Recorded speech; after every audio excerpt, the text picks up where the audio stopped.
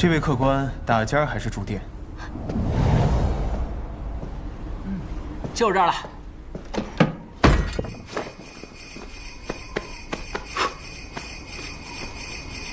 这个家伙看上去就让人讨厌，一点礼貌都没有。不过看他的穿着打扮，定是江湖中大家族出门历练的子弟，一定很有钱。客官，您要点什么？这种客官最是爱摆阔，是时候大赚一笔了。一碗阳春面，一碗老糟烧。啊？怎么了？您还要不要点点别的？小店的梅花肉、桃花酿都是招牌。梅花肉啊？来一份梅花肉，定然是不行的。哎，不如你切一块在那阳春面当中吧。啊，一碗阳春面，一个老糟烧，6个铜板。客官，您的面和老糟烧。哇，请慢用。哎，怎么了？你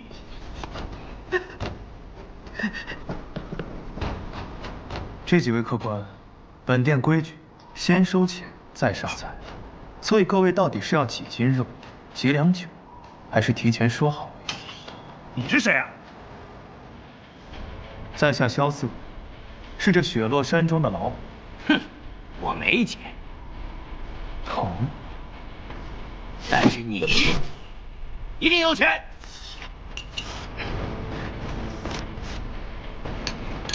实不相瞒，本店已经1个月没开张了，现在连工钱都开不出。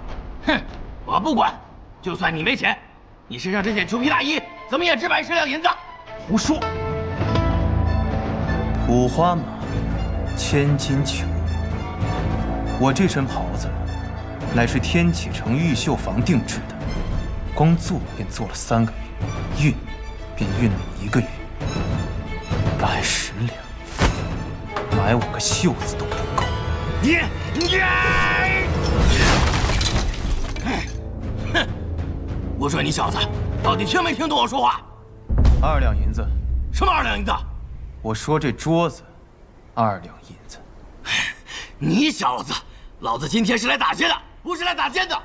给我来上好的酒，上好的肉，再把值钱的东西交出来，要不然我杀了你的人，烧了你的店。打劫啊！那我就不能不管了。你是谁？雷无杰。雷无杰？正是。雷无杰是谁啊？不知道啊，雷无杰谁啊？没听过。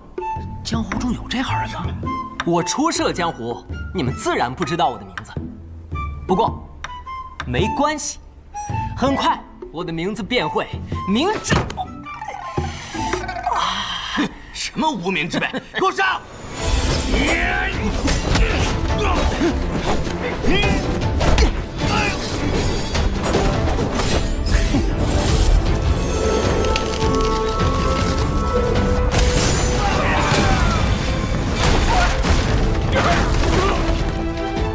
风刀挂镜，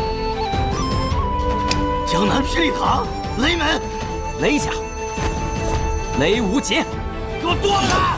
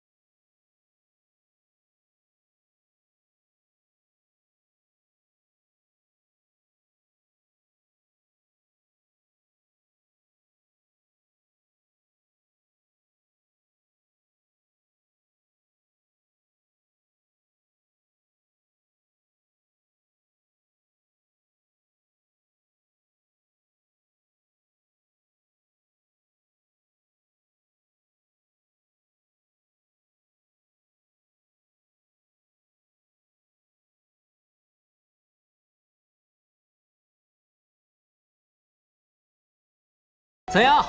现在可知道我是谁了？还不快滚！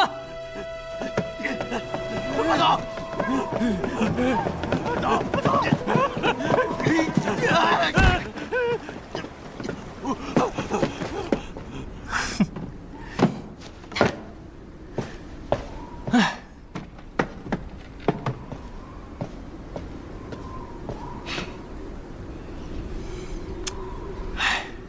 有道是大恩不言谢，路见不平拔刀相助，这些都是应该的，不用太客气了。我还急着赶路，还望后会有期。大恩不言谢，拔刀相助。那当然，哎，要不是我，那帮大汉早就砸了你的店，搞不好你们连命都没了。这难道不是大恩？你看看我这店，跟被砸了有什么两样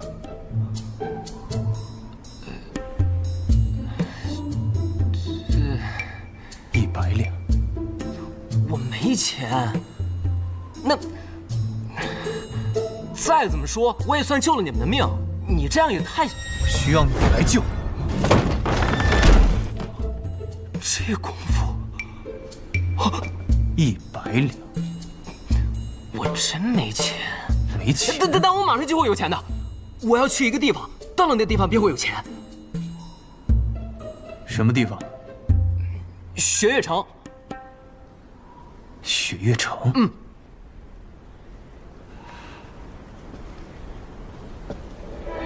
雪月城被尊为江湖第一城，其实是几大世家门派组成的联盟。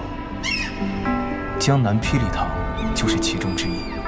要想拿回该拿回的东西，雪月城也是我必须要去的一个地方。如果这个少年真的是去雪月城，那么以他的身份，从雪月城中拿出100两银子，自然不在话下。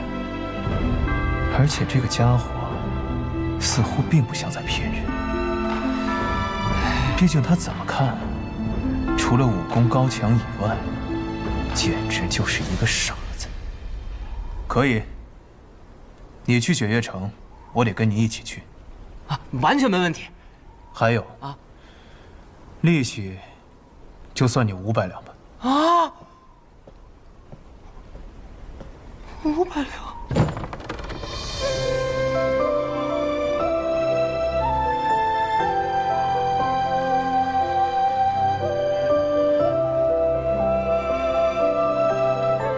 也是好多年没出去了。雪月城的几位城主，我们也该见面，聊一聊当年的事。哇，这雪也太大了，都不知什么时候才能消的。还好我的马是千里挑一的神骏，不然咱们都得被这场雪给埋了。不，你这一路都在说你的马好，你是卖马的吗？少废话，进去生个火。装模作样。哦，哼，哎，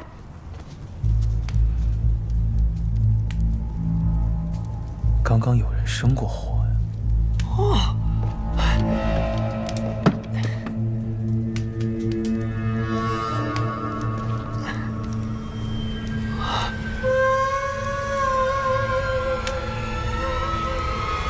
太好了，这下方便了，我还怕那柴火太湿，怎么都点不着呢。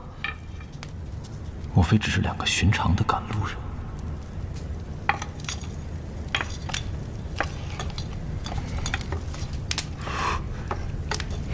快点！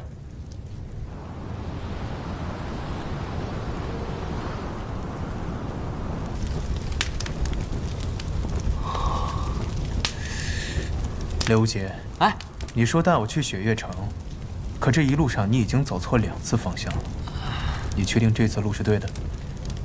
其实我也是第一次去雪月城，不过我发誓，这次一定是对的。他姓雷，莫非来自江南霹雳堂雷家？可是雷无杰这个名字，却从没听人说过。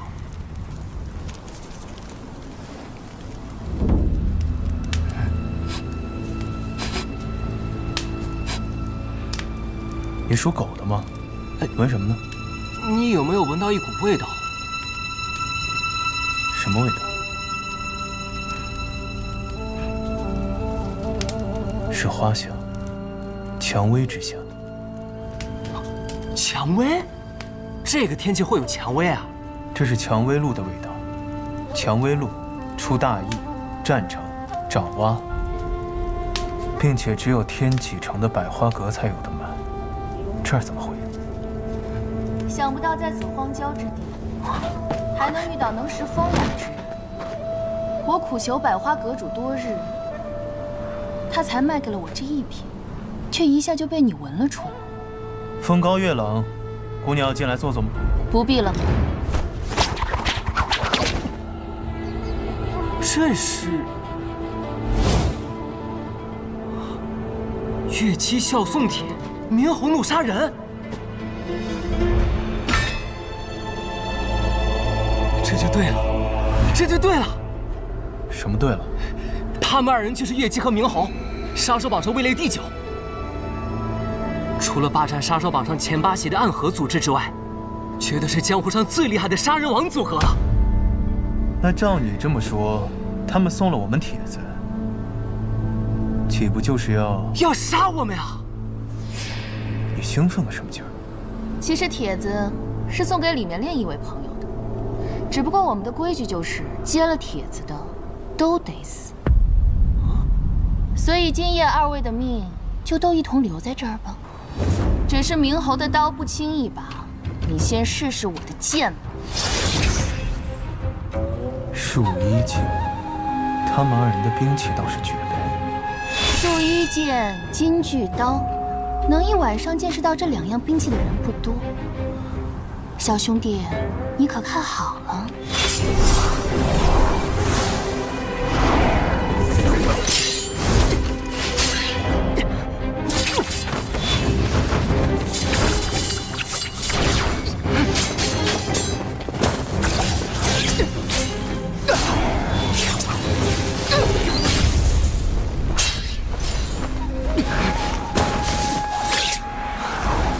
素闻江南霹雳堂雷家火器天下第一，却没想到小兄弟的内力也如此惊人，竟能赤手握住我的树衣剑。哼，你的剑我见过了，可我的拳你还没见过呢。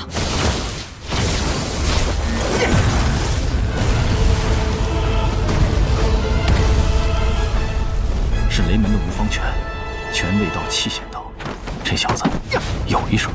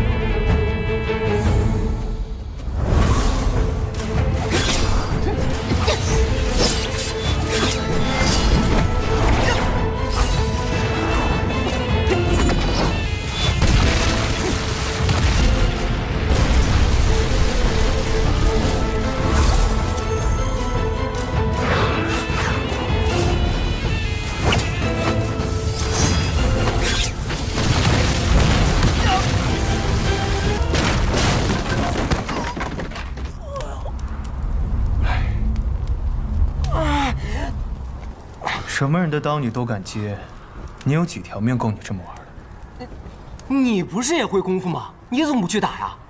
我什么时候说过我会武功了？不是，你在那客栈，你一挥手，门窗都齐刷刷的关上啊！傻子，这世上除了武功，还有一种技术叫激光，需要你来救。这也行？这位大哥，你在后院是不是有什么东西？刚才有人偷偷溜进去了。我想那明侯月姬也只是不想被人渔翁得利罢了。啊！哇！走吧。怎么了？咱们不是要找雪月城吗？如今雪月城大弟子就在眼前，不跟着他，跟着你下火。对啊。哎哎哎！你想做什么？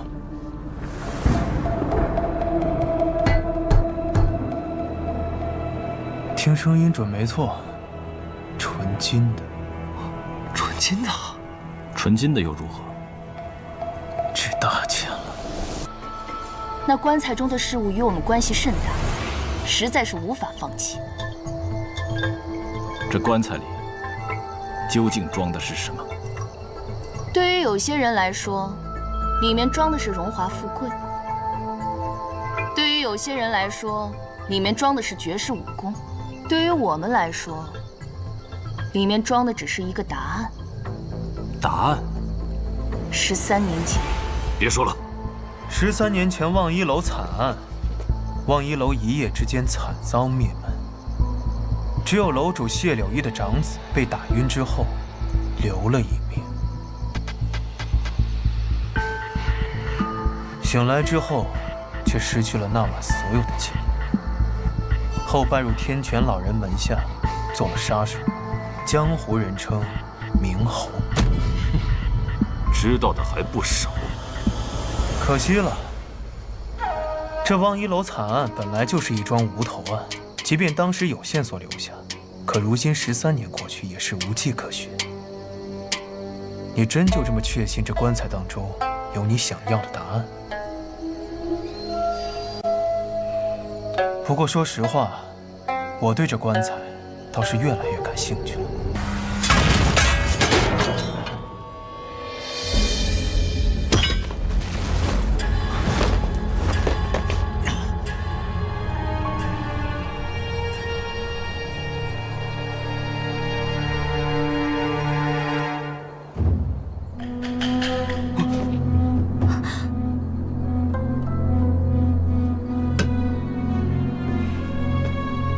这是越来越有意思了。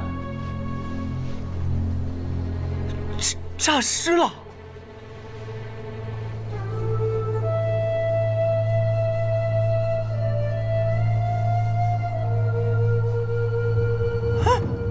还是个和尚，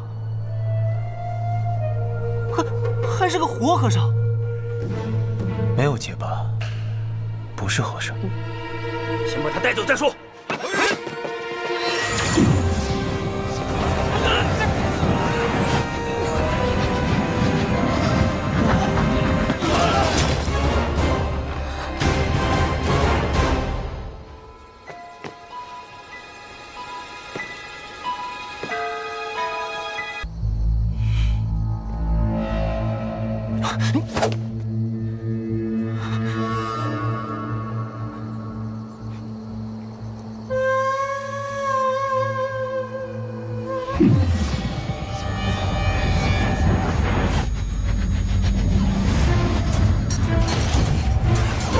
闭眼，不能看他眼睛。你的接头人终于到了。在下无禅，这位是我的师弟，也是忘忧大师的俗家弟子，吴昕。此处不是讲话之处，我们先从这里离开吧。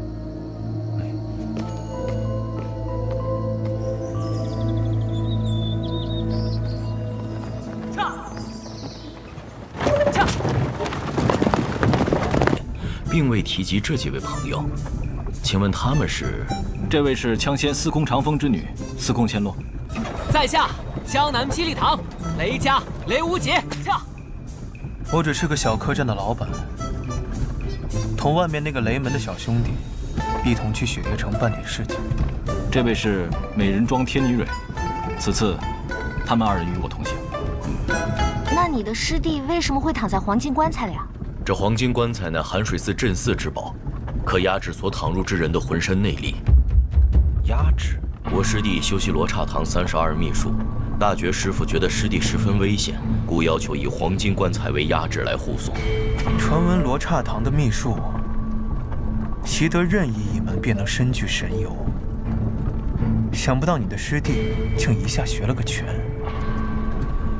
忘忧大师是昔日的禅道大宗，他为何会允许无心师弟修炼这秘术？这些就得从忘忧大师本人说起了。忘忧大师习得佛门6通，其中以他心通最为不凡。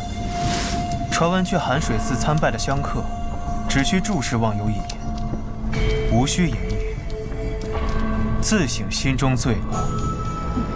这么厉害，都不用说话的。他心通修炼至极致，能一眼看透人的内心，改变人的内心，是以佛法度人。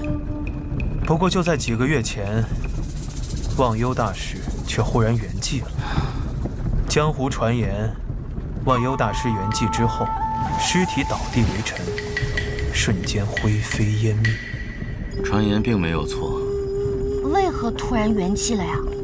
还是江湖传言，忘忧大师是被人逼至极致，忧思而死。这位兄弟知道的很多。是的，有人一直在逼师傅交出师弟，因为我这师弟也曾展露过师傅那窥探人心之法。他练的是心魔引。心魔引，这又是什么武功？我从未听说过。他心通窥人心，悟其道。可心魔引这门武功，窥的不是人心，而是心魔。若是我没猜错，你这师弟无法正常修习佛法，所以忘忧大师安排他去罗刹堂修炼秘术。如今那32门秘术，只存在于无心一人身上，又是这般厉害，难怪会引来这么多人的争斗。大觉师傅想用伏魔神通消除无心身上的禁术，这岂不是要废了他？可据我所知，无心师弟在接到消息之后，便运用归西之术躺入了棺材中，并无反抗。那魔教对你师弟感兴趣，也是因为罗刹堂秘术。魔教？行了，知道魔教太多的事情，对你们没好处。他说的没错。你是谁？又是你！行了，把人交出来，我放你们一条生路。做梦！师兄，我来帮你。看好我师弟！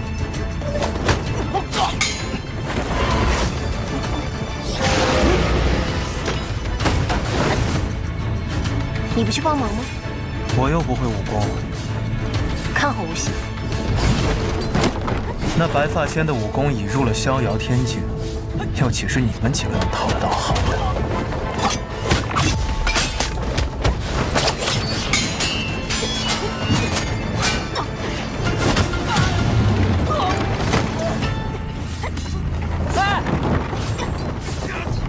等等我！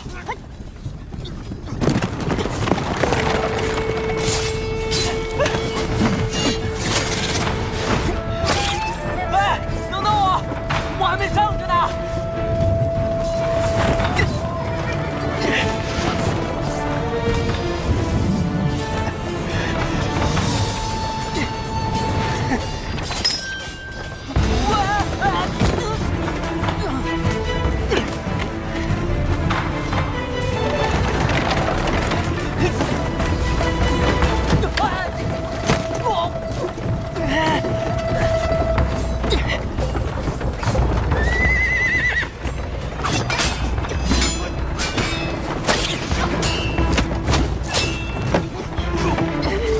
没用的，那家伙境界太高，不是你们人多就能解决。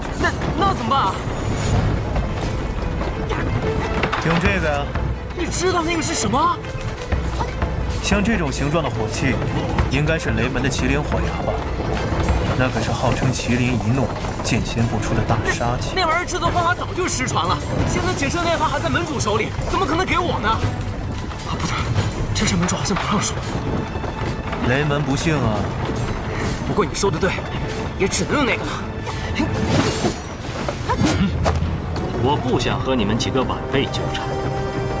再说一遍，把人交出来，我的耐心可是有限的。让开！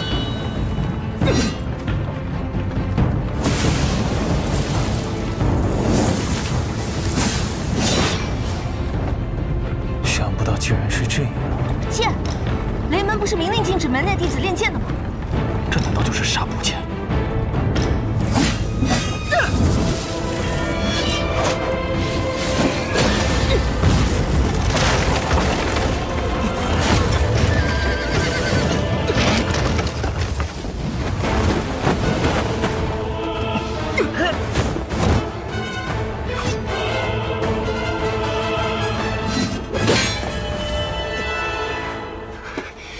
长剑纱布，你是雷轰的弟子。好啊，一个个的当真以为我不敢杀你们。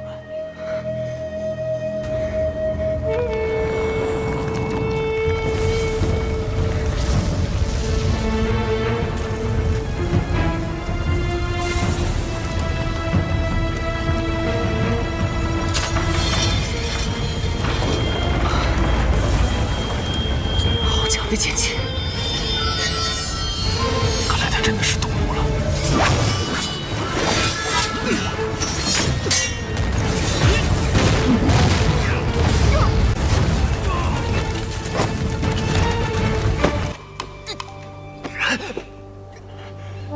不想落个终身残疾的话，别起来。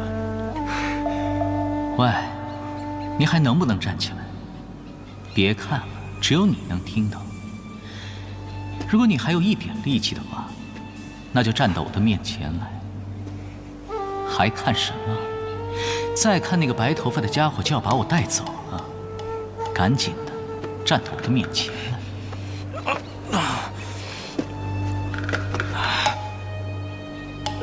唐莲，我本不想杀你，你又何必逼我？还有多少暗器？透骨钉、铁蒺藜、龙须针。你只有一击的机会，全部放出去。万术飞花的手法不是每个唐门人都能掌握，但你是唐莲，你一定没问题。既然你执意如此，那就再接我一剑。就是现在！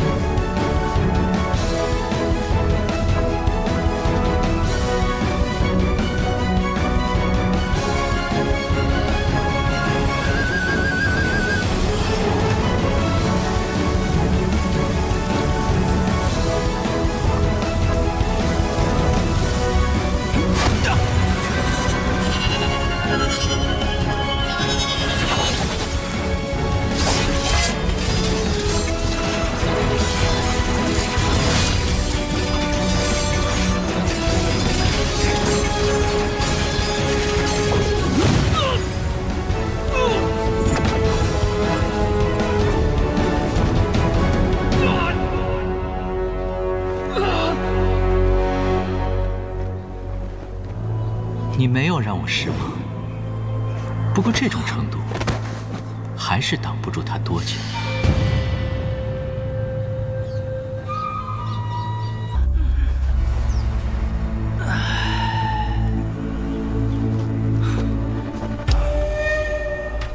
见过了这一场万术飞花，也不枉我假睡这么一场。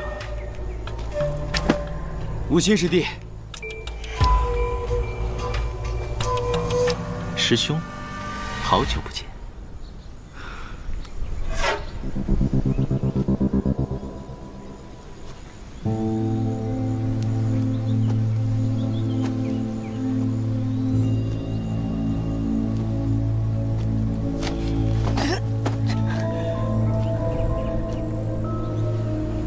在下想去一个地方，不知这位小友可愿陪在下一同前往？不行。口是心非。你干什么？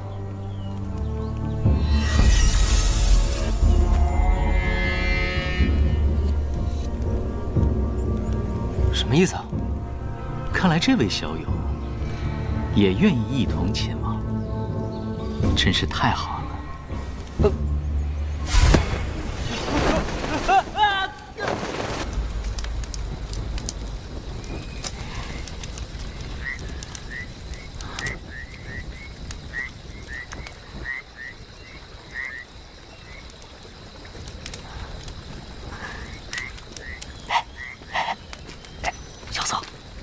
要不，咱们趁现在快跑吧。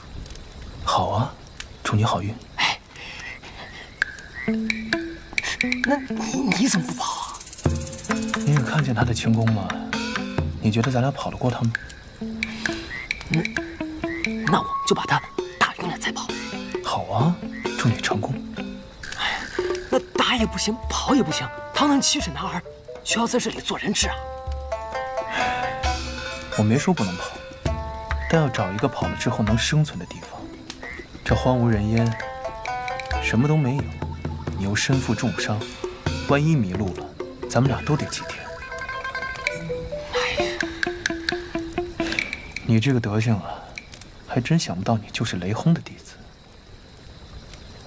你知道我师父？当然了，当年的雷门4杰之一，虽说是外门弟子，但年纪轻轻就凭借残本。还原出了早已失传的火灼之术。鼎盛之时，名声犹在如今的门主雷千虎之上。我师父很少跟我讲起关于他的事情，他总是喜欢一个人待着，要么看天，要么就看花。哎，你还知道多少关于我师父的事？都跟我说说呗。据说，雷门先祖曾举行封刀挂剑的仪式。立志要摒弃这武林中最常用的2种兵器，从而专注火器研制，走上了完全不同的道路，名震江湖。可你师父违背祖训，改练剑，并融合了雷门火药，打造了一柄纱布剑。剑出之时，雷声炸响，火光滔天。他凭借此剑行走江湖，名声在外。最后败在了雪月剑仙李寒一的手上，从此销声匿迹。有人说他是回了雷家堡闭关，号称不入剑仙永不出关。还有人说，他因违背祖训，被门主雷千虎逐出雷门。那些都是谣传罢了，我师父才没被逐出雷门呢。他只是……不方便说就不用说了。我对雷门的隐秘不感兴趣，只要他没有被逐出雷门就好。听你的语气，你还认识我师父？不认识。那你怎么听说他的事，像松了一口气的样子？他若是被逐出雷门，雪月城也好，雷家堡也罢，谁来帮他那个丢了纱布剑的傻徒弟还钱啊？你说来说去，你就是为了那500两银子啊！哎，不对，你刚刚说什么？还钱？不，前面那句。丢了纱布剑的傻徒弟。纱布剑？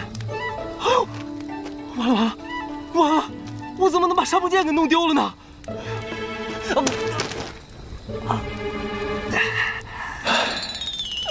雷门不逊啊！你的伤怎么样？没什么大事，就是一运功就疼得不行。那白发仙的武功深不可测，我们能逃过一劫，已经算运气好了。是，这样说起来，还真是多亏了他呢。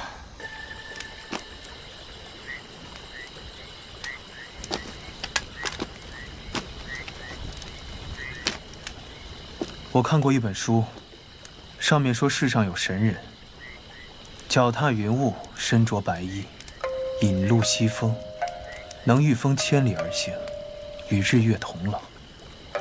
说的就是他这样的吗？我也从未见过如此的轻功，真的就像御风而行一样，而且跑了那么久，也不见半分疲态，真是不可思议。我们身为人质，却在这夸赞他，你说他听到之后会作何感想？二位小友，可不是我的人质。在下方才说了，想请二位同我去一个地方。马车上那么多人，你为何偏偏挑中我们二人？无非就是看中一个不会武功，一个身负重伤罢了。哦，身负重伤。在下不才，愿为小友效劳。你要替我疗伤？这一路还要靠二位多多相助，疗伤这小事，何足挂齿啊？不，这还是算了吧。小友被白发仙的真气所伤，若是一运功，两股真气再次相冲，势必会伤上加伤。在下这就帮你将那道真气逼出。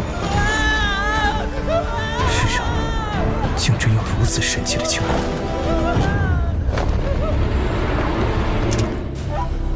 我不会水啊！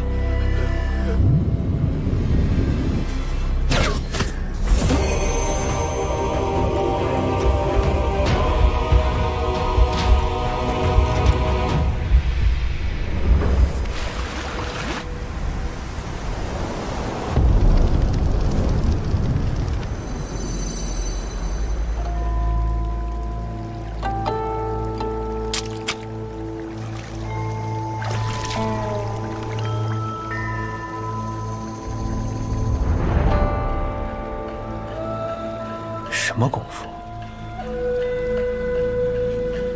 竟能让他人也凌波虚动？这与我无关，是他自己。梅无姐自己。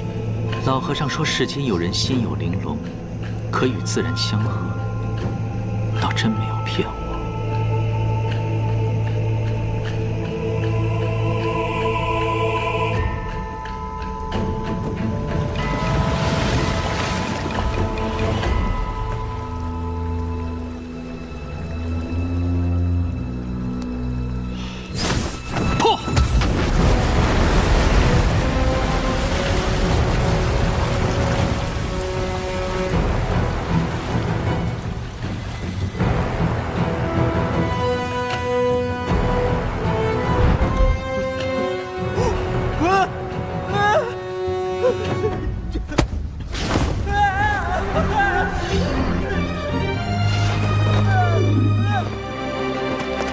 攻城，还你了。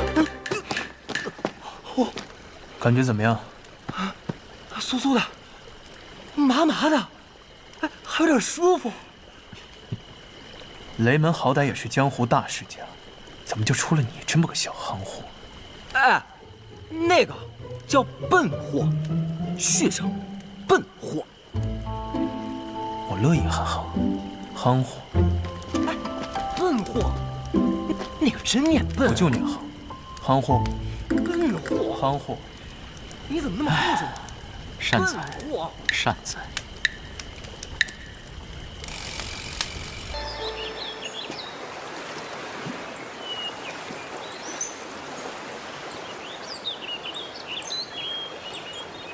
为什么要帮我们？在下方才不是说了，我想去一个地方，需要二位陪行。疗伤之事，不过举手之劳。这位大师，你武功这般神乎其技，去什么地方非要我二人不可？而且，你是雪月城要押往九龙门的人，我身后这位就是雪月城弟子，要我们同行，不怕我们抓你回去？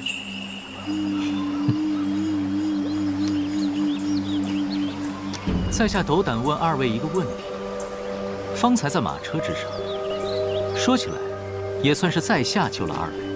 现在只此一个小小的请求，都不能应允吗？唉，还真是令在下心寒。我陪你去。哦，我就猜到你会这么说。你救了我们的性命，我就帮你这一次。但当你了却心愿之后，我还是会把你抓回去的。好啊，到时我便等你来抓。只要你有这个能耐的话。既然二位决定与我同行，那我们便是同伴，所以还是以姓名相称吧。不知二位姓名？我叫雷无节。萧瑟，都是好名字。你到底要去什么地方，非要让我二人同行？以你的神通，有什么地方是你去不了的？问得好。因为我没钱。出门在外没钱，那可是寸步难行。哎，那你可真是找对人了。我告诉你啊，那一车人里，就属他最有钱了。这一身球衣，光是这袖子就是100两。闭嘴！我要是不给呢？难不成你还要抢？唉，小子，要不咱们租匹马吧？现在这么走，要走到什么时候才能找到住处啊？银子都被你吃光了，哪有钱租马？其实我觉得我们刚才吃饭的地方就不错，我们3个人租一间房，凑合一下，也够了。对啊，小子，咱们回去吧，要不？像那样的客栈，最次的一个下房也要3两银子，没床没窗，只能草打地铺。晚上闷热潮湿，蚊虫叮咬，你们俩受得了吗？哎，其实我就是做这行的，客栈这门买卖比你们想的水深。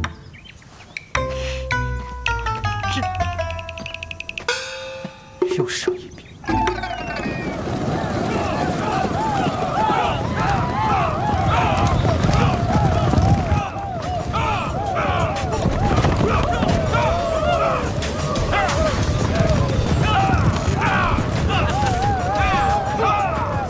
长弓追忆，百鬼夜行。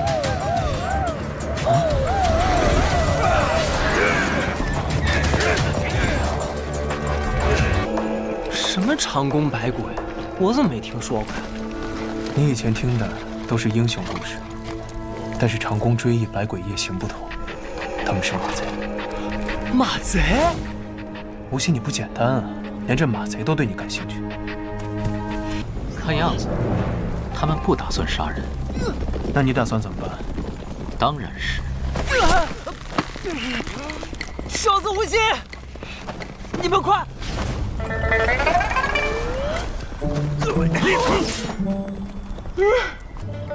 被2个不靠谱的朋友给坑了。你小心点，咱们现在可是在长弓追忆、百鬼夜行的营寨中，稍不留神，别说救雷无节了，咱们俩得撂在这儿。话说，咱们也不知道这儿有多少的高手，就你我2人，我又不会武功，你打算怎么救人？走一步算一步呗，总会想到办法的。不过当前最重要的是要先抓个舌头，好问一问雷无节到底被关在哪儿了。真开心呐！吃饱喝足，咱们去看星星。好，舌头来了。罪过，罪过。什么时候想回答我的问题？告诉我一声，我拉你上来。你不是会心魔引吗？怎么不用啊？累。你真是在寒水寺长大的？不是寒水寺，还能是哪里人？你身上有罗刹堂的武功秘诀，这的确会引起江湖人窥伺，但还不至于让无双城这样的势力大动干戈，更别说是天外天了。12年前天外天战败，与中原各大派签下锁山河之约，为期12年。12年之内，天外天的任何人不准踏入贝里。我没记错的话，当年还有一个5岁的稚子。其实事情没有想象的那么复杂。你们总觉得我是什么大人物，但其实我不过是寒水寺里一个有些顽劣的小弟子罢了。抱歉，是我唐突了。无心，什么？你要是再不拉他上来，他就死定。糟了！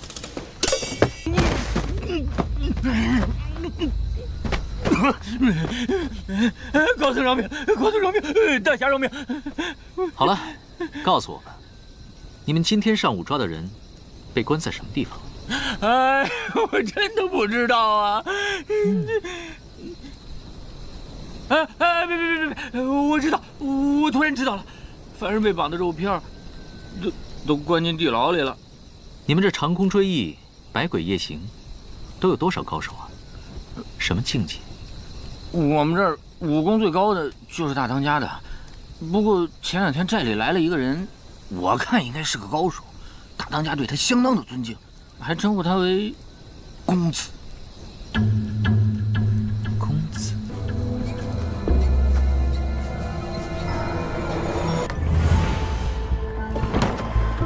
刘无杰，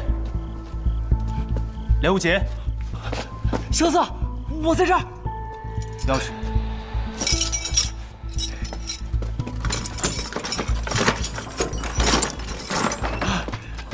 我就知道你们俩会来救我。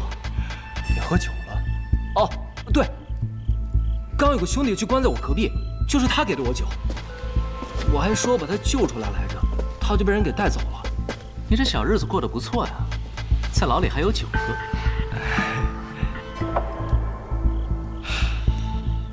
这酒，天启城碉楼小处的秋露白，这种地方怎么会有人喝这么名贵的酒？不过他这酒是怎么来的？对啊，他为什么会有酒呢？难道是？好了，不提他了。接下来，我们就要开始真正的行动。我就知道，以你的神通，若是白天出手相助，这小夯货绝不会被抓来。你放任他被抓走，晚上又来救他，一定是另有所谋。说吧，什么事？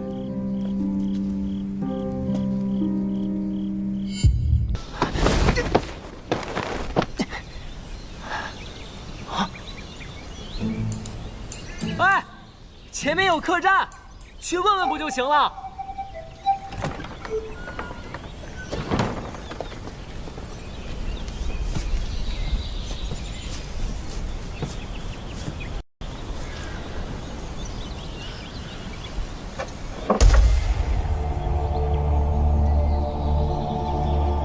这是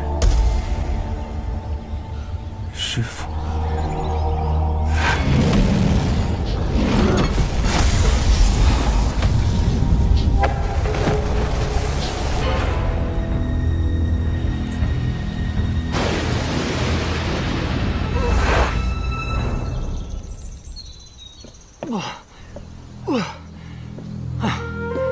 小子，这地方太破，根本就没法住人啊！眼见就要天黑了，不如我们今晚就打扫一下，在这里歇歇吧。啊？你刚刚不是跟我说这客栈出现了突兀，事出反常必有妖，让我们赶紧上路吗？我改主意了。萧子，你说呢？我没意见。嗯。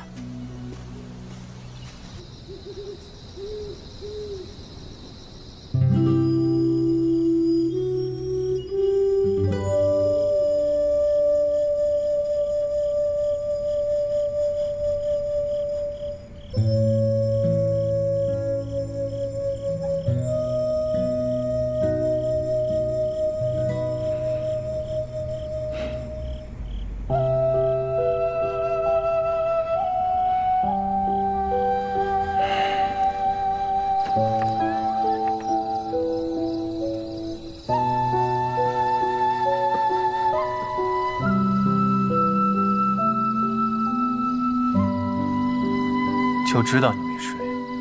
白天那个记号是江湖白晓生的吧？你是他的弟子？算是吧。怪不得你知道这么多江湖的事。我家老和尚倒是跟我说过，白晓生的确有个姓萧的弟子。管好你自己的事。这句话原封不动地还给你，萧老板，记得天亮之前要回来哟。真记仇啊！我没听错吧？没想到啊，居然误打误撞的来到了这里。萧瑟，你怎么一点反应都没有呢？我应该有什么反应？这天下4城，北天启，南雪月，东无双，西木良，这个都是与雪月城齐名的江湖名城啊！我一定要去见识一下。一座没人住的鬼城，有什么好见识的？你怎么能这么说呢？这江湖上谁人不知，木良城中住着一个人，而就是因为这一个人，让木良城成为了江湖4大名城之一。啊，这个是5大剑仙之一，孤剑仙洛青阳。孤剑仙洛青阳啊！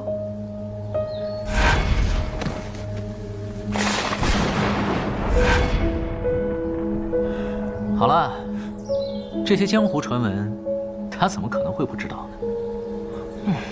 相传孤剑仙洛青阳独坐木良城中练剑，10几年从未出过城一步，号称要将他的9颗剑诀修炼至大成，方肯出世。哼，这点倒是跟雷门的雷轰挺像的。雷轰、洛青阳，再算上那个望城山上从出生开始就没下过山一步的赵玉珍，这3个人也算是江湖3大宅了。不是你，不过像这种江湖传言也多有不实。雷轰和赵玉珍好歹还有雷门和望城山供养，可这木良城内就只有洛青阳一人。10几年来，他吃什么喝什么，真当剑仙是神仙啊，不是人间烟火。你说的好像也是啊。传闻或许有夸大的地方，但是洛青阳剑仙的名头可是实打实的。不少人认为，洛青阳的武功可当5大剑仙之首。刘姐，刘姐啊，你怎么了？啊，没，就是我们已经到了这地儿了，要不就顺路去看看。看看，萧瑟那个家伙，一听说我要去木良城，吓得脸都变色了。吴昕也是，什么叫多一事不如少一事啊？我只是远远的看一看，又不是要去挑战孤剑仙，小题大做。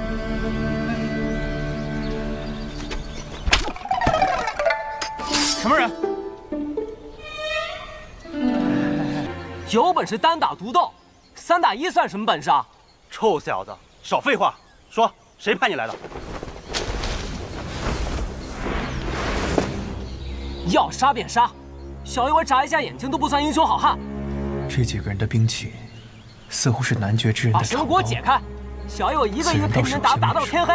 男爵太子身边的侍卫，傅恒星，此人出现在这里必有特殊目的。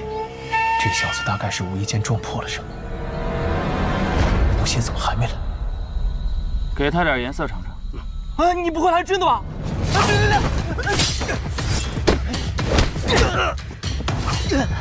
刀下留人！萧瑟，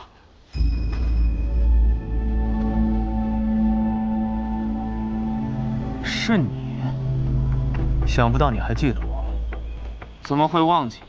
我家殿下至今还十分懊恼，当年在天启城千金台输给你一座城池的事情。年轻时的荒唐是吧？既然你出现在这里，怕是对我们的事情知道不少吧？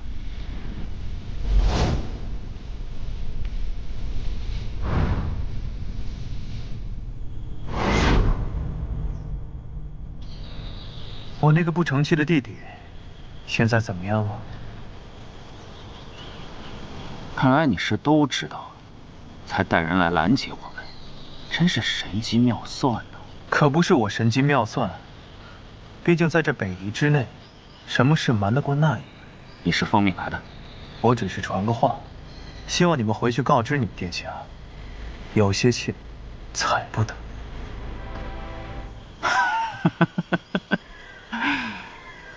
我差点被你唬住。何出此言？据我所知，你已经被贬出天启城了。你们的情报不假，不过这天启城的水，比你们想象的要深。你若不信，可以试试。好，我愿意一试。哎，出手啊！你只会躲吗？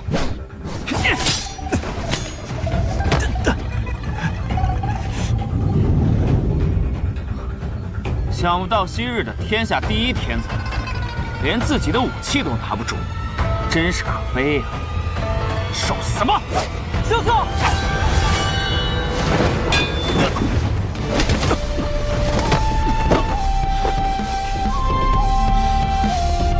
不行，还不快走！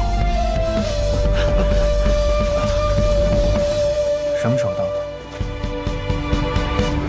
就在你刚刚和那人对峙的时候。既然到了，为什么不早点出手？本来是想出手的，后来看你聊起年少的荒唐事，觉得有趣，就多看了一会儿。哎，那个能不能先把我放下来？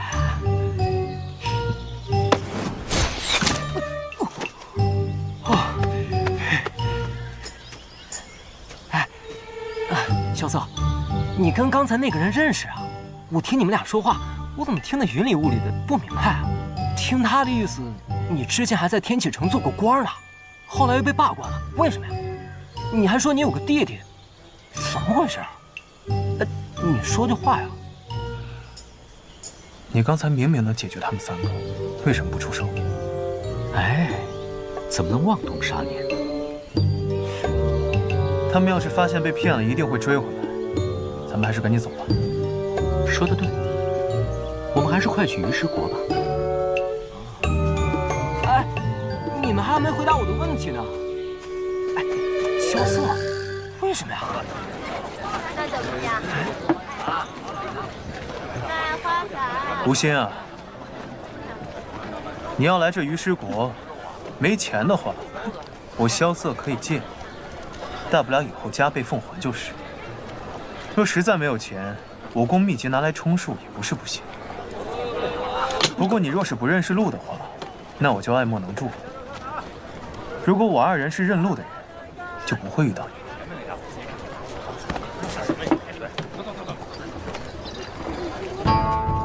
给我来一份吧。花布。快端一下。别看了。他不是和尚，带不了你去大梵音寺。嚯，这人海量啊！这壶酒在我们雪落山庄也能值个3-2两银子。3-2两银子，那得买多少老糟烧？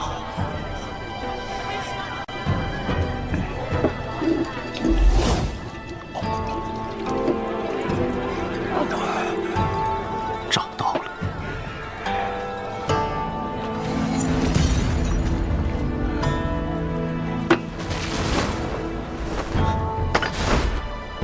高手啊！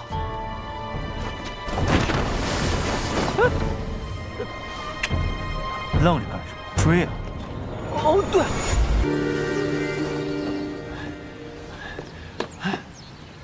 怎么不走啊？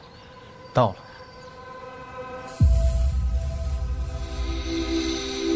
哦，长相大气，还真是人生何处不相逢啊！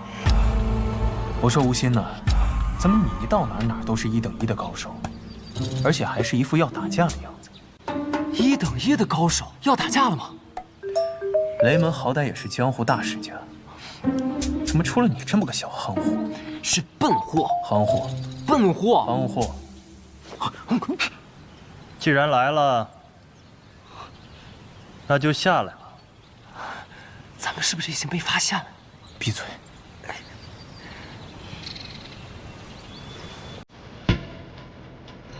劳烦长相大见，不远千里来找我，真是荣幸啊。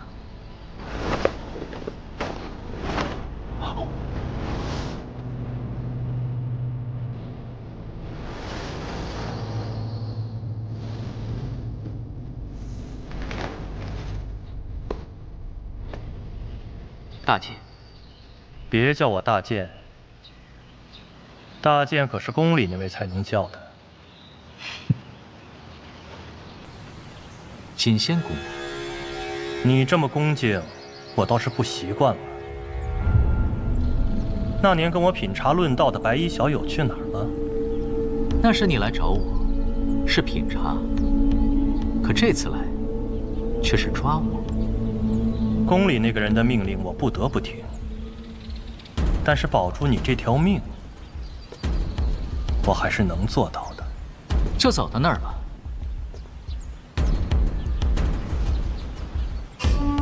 这一路上，雪月城、九龙门、无双城、天外天，他们都来找过我。他们中的每一个都说不会杀我，所以你这个条件吧，似乎也并不特别。雪月城也好，无双城也罢，我跟他们代表的势力是不一样的。如果这一次我带不走你，我会毫不犹豫地杀掉你。锦仙公公，别太过分！要想动手的话，先过我这关。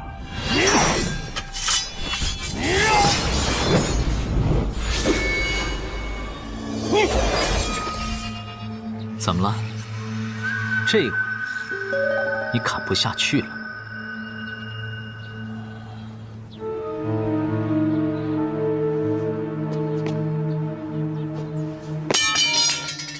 锦仙公公是来找我的，至于我们俩的事，一会儿再说。下面那个拿刀的醉汉，看起来也像是个高手的样子啊。如果我没猜错的话，吴昕要找的人就是他。就是吴昕说的那个世交。上一辈的恩怨吧。请公公出见。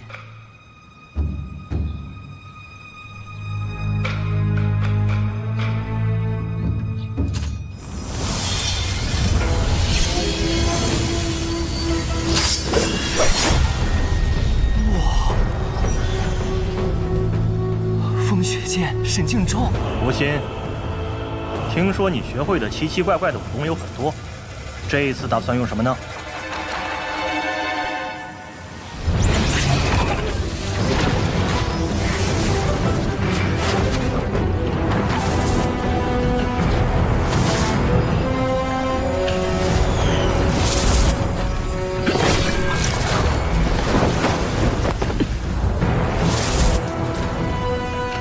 大搜魂手，大悲副主的武功你也学会了。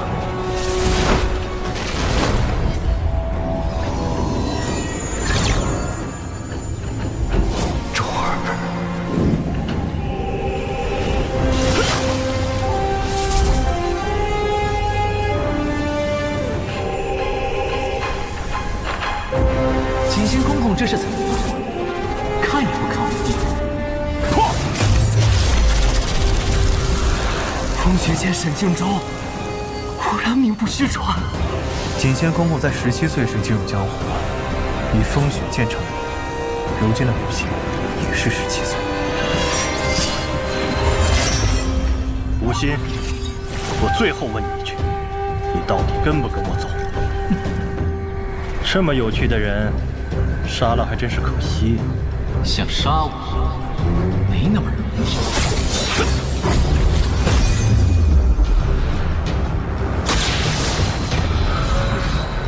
走了。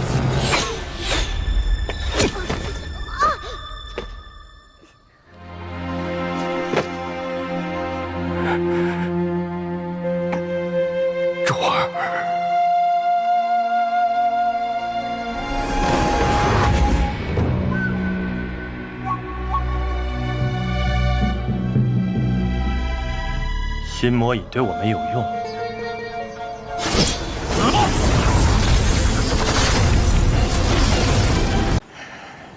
小无心，现在王仁孙也败了，你要不要让你上面那2位小朋友来帮帮你？躲躲藏藏的，以为我没发现你们吗？小左，咱们是不是已经被发现了？嗯。停！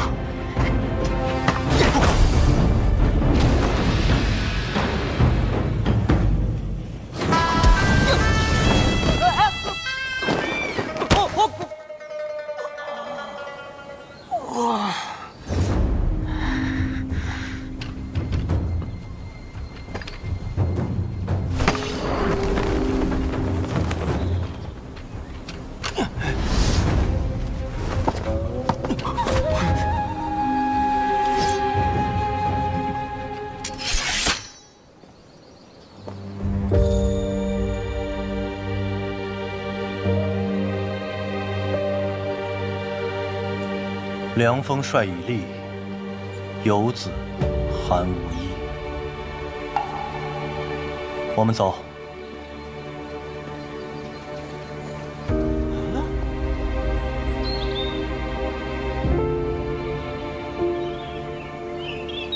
小无心，九龙门的人马上就来找你了，想逃的话，就快点逃吧。逃不掉的。是，你的命能逃掉，但是你的命运逃不掉。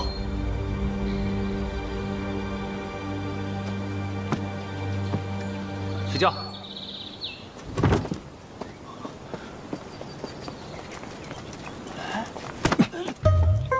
你干嘛？打，就知道打。你知道刚才有多危险？锦仙要是有杀你之心，你已经死了。你看我现在不是没事吗？哦，对了，怎么回事？他们怎么突然就走了？我怎么知道？你静的跟狐狸一样，你还能有不知道的吗？可能是看见你那不要命的一拳吓着我，觉得不是对手跑路了呗。我倒是希望是这样。做完这场法事，你便离开吧。12年前，他们逼你卷入是非。12年后，你不能重蹈覆辙。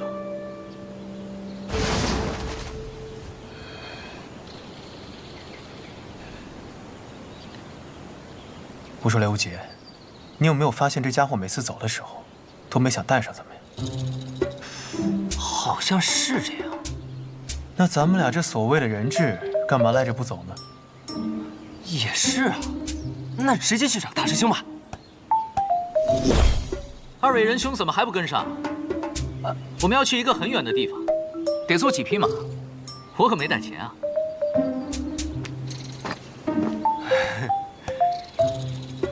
这家伙真邪门。吴昕，你这是什么吃法？我怎么从来没见过呀？少见多怪。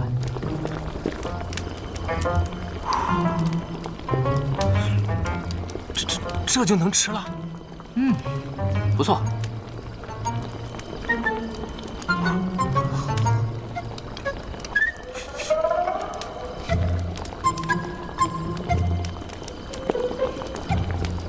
怎么样？我这个吃法还不错吧？真好吃。要是里面再来点肉就好了。哎，吴昕，你这门手艺在哪儿学的呀？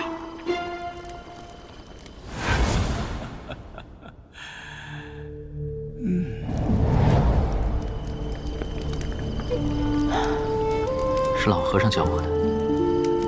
哦，忘忧大师还研究这个呢？应该是他云游的时候，不知道哪里学来的吧。听说忘忧大师的故乡便是鱼师国。没错，准确来说，这间寺庙就是他出生的地方。老和尚自幼精通佛理，6岁时便可与大梵音寺的摩诃尊者论道。为了求道，他离开于师，四处云游。40岁时，便到寒水寺做了住持。那时，他已经被称为天下禅道第一大家了。20年之后，他便收养了我。萧兄见多识广，想必早已知道我是谁了吧？若是我没猜错，你姓叶。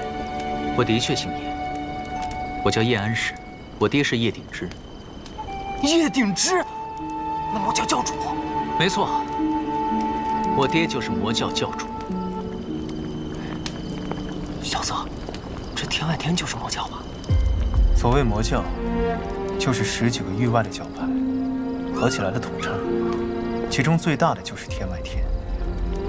所谓魔教教主，就是天外天的首座。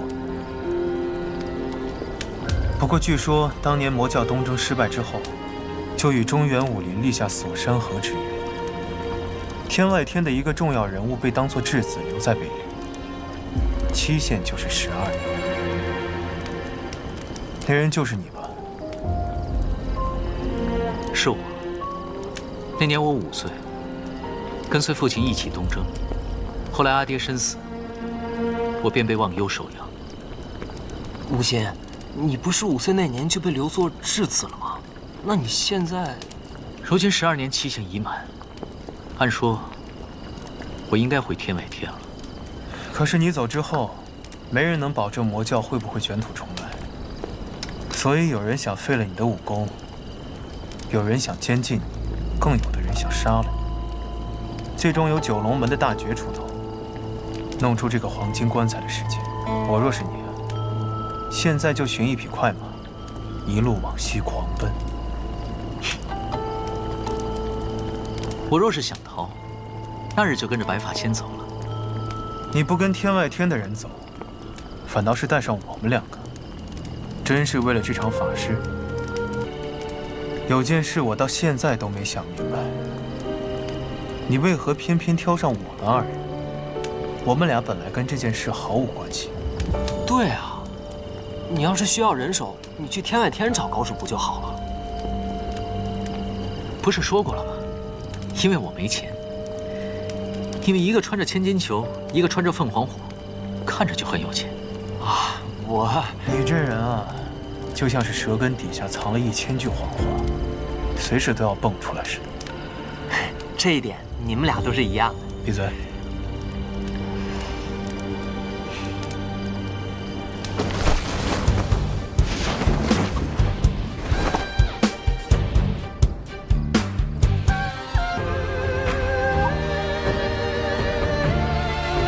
高不高手不重要，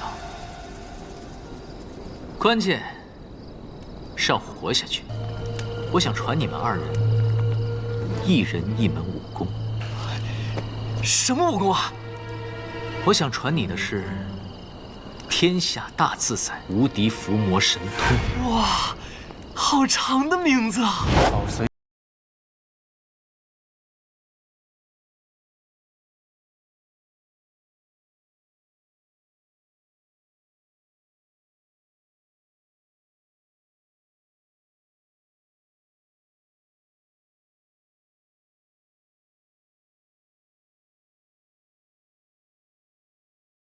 的弟子，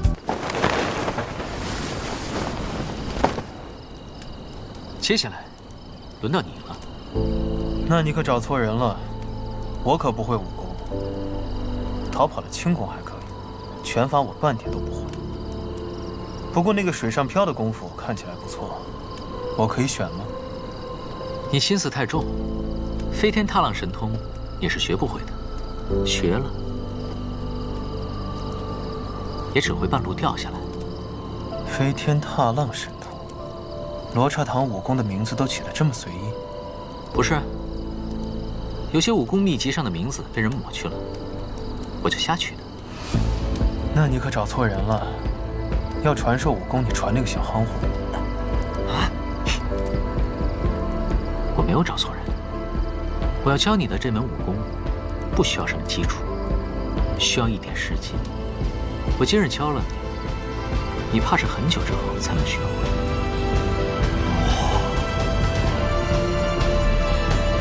我要教你的是心魔眼。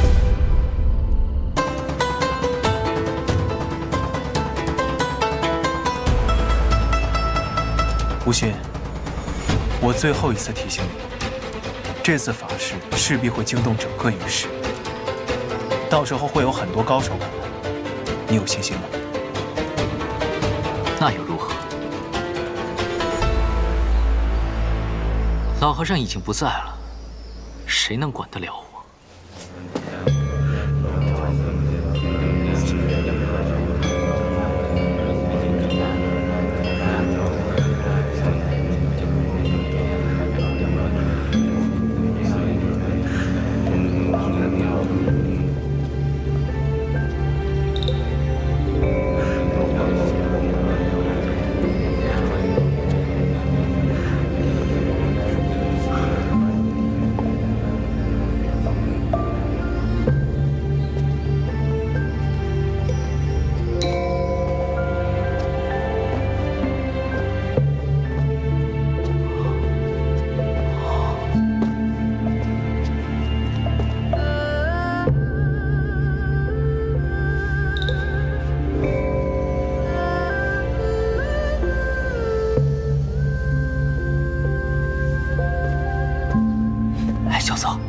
那是什么呀？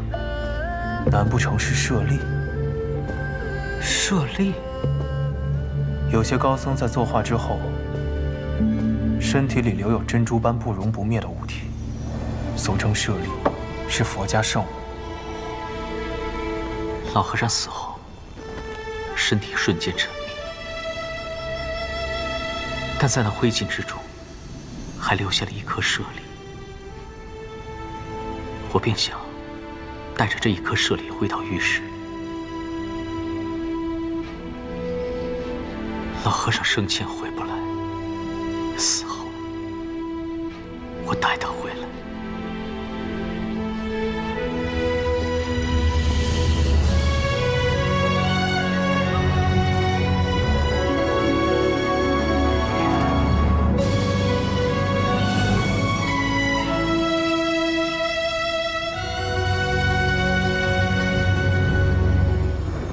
傻孩子。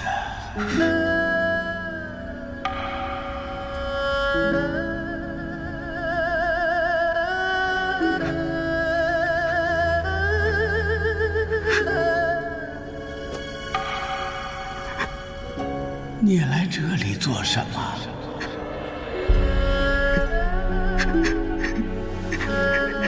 师父，莫哭，你该回你自己的家了。无心的家是寒水寺，这里是寒水寺，以后就是你的家了啊！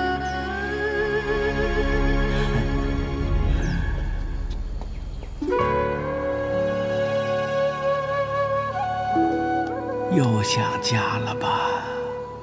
师父，有一天你也会像父亲娘亲一样突然离开我吗？傻孩子，我会一直都在你身边的。真是个傻孩子。寒水寺只是你一时栖息之地，如今你已经长大了，该回你自己的家去了。你的家是一个很自在的地方，乃方外之境，天外之天呐。不，师父，弟子哪儿也不去，弟子就想回寒水寺。唉，真是个傻孩子。唉，只有那些人认为你会成为颠覆着天下的火种。求师父，求师父指点无心的路。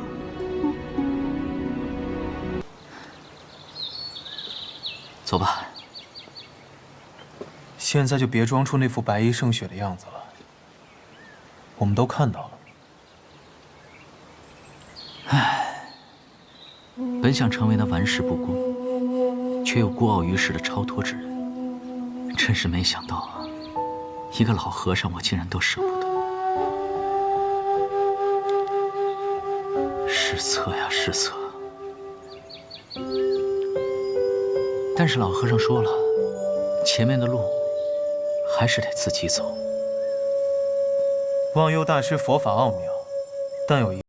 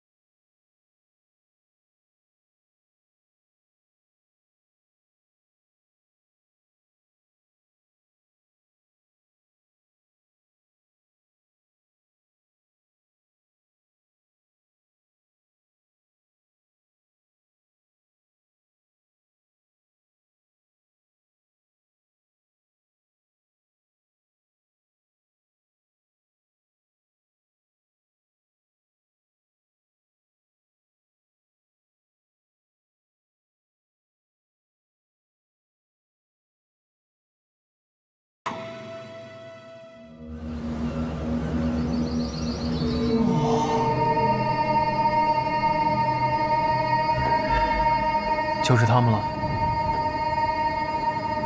就是他们。要不我来破阵？你一个雪月城弟子要与名门正派正面为敌，这不还没过门吗？要是大师兄来了，我立马就跑。那可是本相阵啊！九龙门的正派神通，难破得很。嗨，破不破得了，试试不就知道了。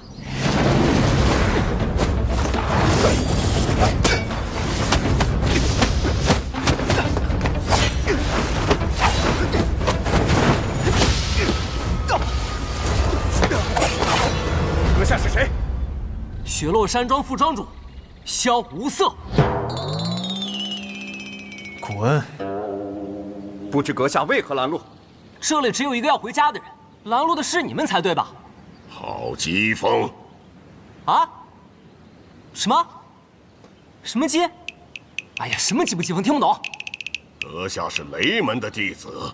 什么雷门啊？啊？我刚说的你没听见吗？我乃雪落山庄副庄主，行不更名，坐不改姓，萧无节是也。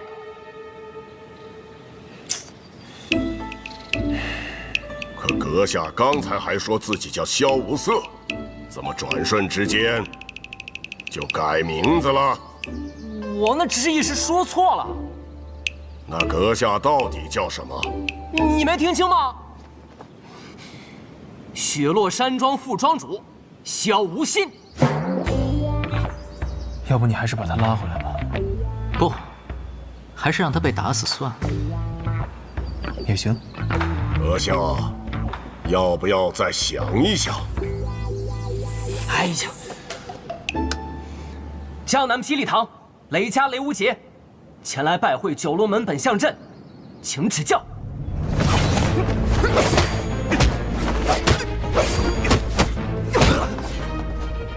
入阵！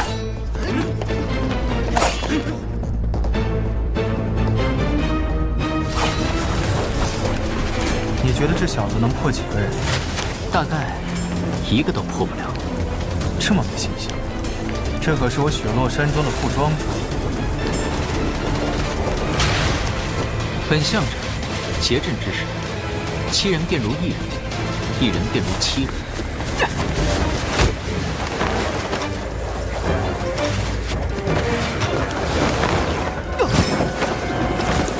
雷，萧无色此时尚能不落下风，只是因为本相阵只结了形，还未结义。看来对手并没有把这个萧无色放在眼里。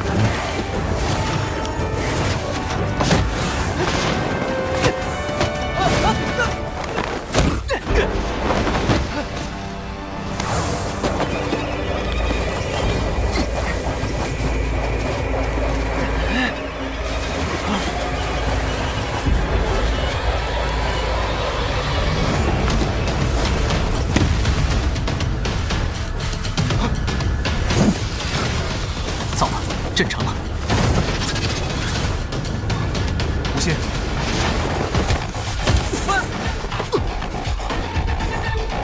别在这碍事了。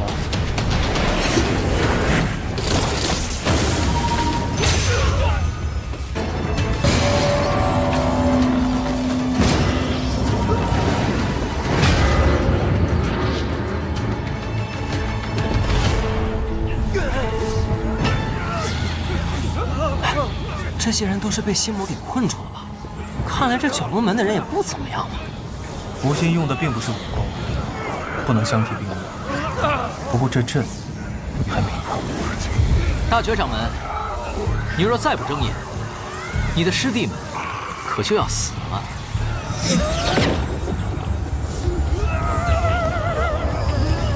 无心，你又何必再逼在下？大觉掌门。你话也忒多了。你若不开阵眼，你以为你的师弟们还能撑得过一炷香的时间？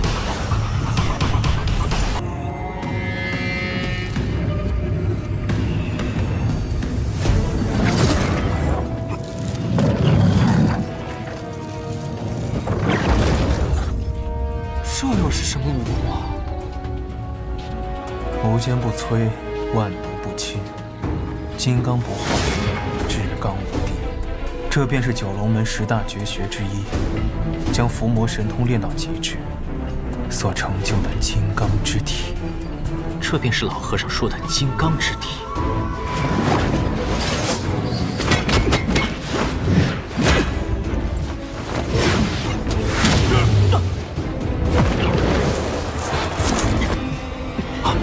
无心，无心。你怎么样？好疼啊！这大绝虽修为不凡，但这金刚之体极耗内力，你可拖他一拖，不可正面相抗。恐怕行不通。本相阵最后一阵，本相归一。此时7人的内力全在大绝1人身上，如果要耗，只怕先耗死的会是我吧？那你想怎么办？他要做那大罗金刚。我便要打他的金刚破裂，金刚不坏，打得你元神俱灭。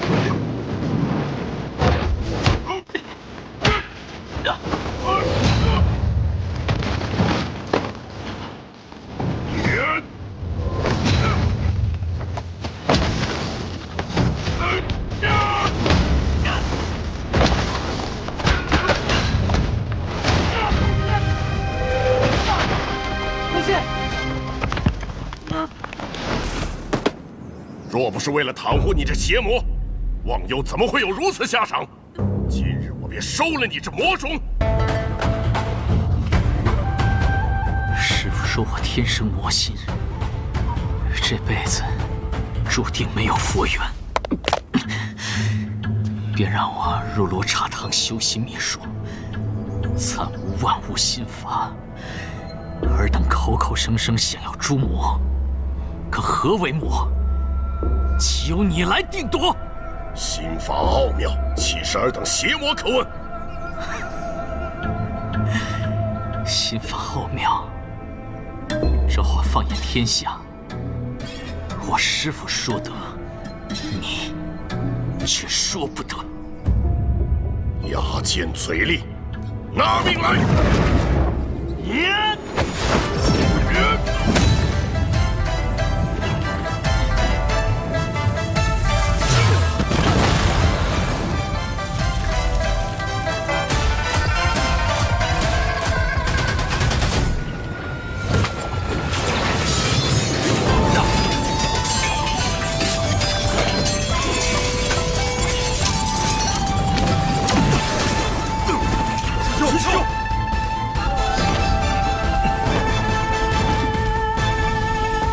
师姐，师弟，老莲，你们雪月城为了魔教的余孽也要出手吗？大觉师父不要误会，这是我个人行为，并不代表雪月城的立场。我觉得吴昕并不是什么大奸大恶之徒，还望大觉前辈能够慈悲为怀，放过他吧。大觉师父，吴昕师弟他真的不是魔。你们这些人正邪不分，我大觉为了铲除魔教的余孽，何罪之有？大觉师父，这魔教东征之时，吴昕才5岁啊，当年的那些仇恨跟他又有什么关系？小心点，大觉状态不对。你们这些魔教的余孽，全都该死！叶挺之，还我师尊的命来！九龙伏魔阵，给我起！叶挺之，你给我死！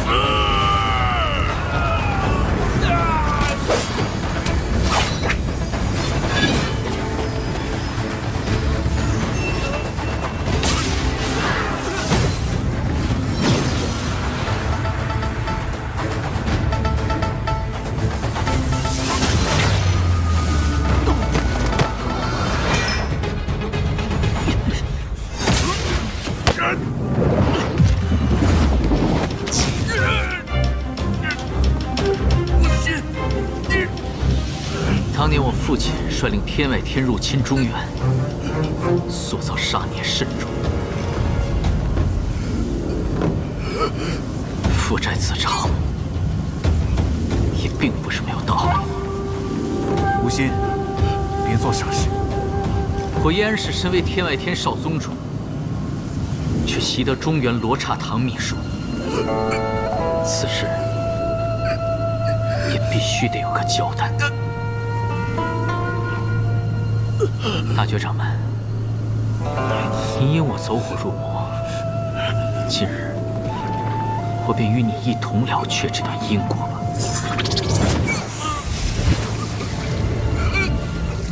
大觉的功力在消散。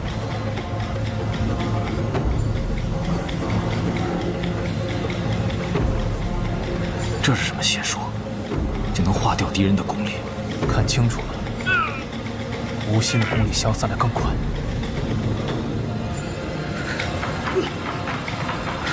吴昕，别瞪我了，我也不知道这武功叫什么名字。封皮被毁去了，我便自己起了个名字，叫做悲天悯人。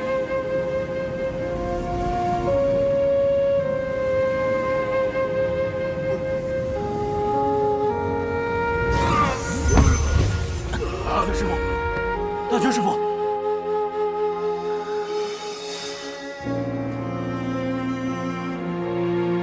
大觉掌门，你这几10年的功力已被我尽数回去，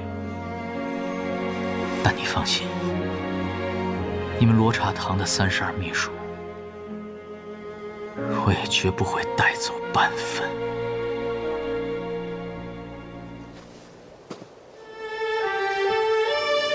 吴昕，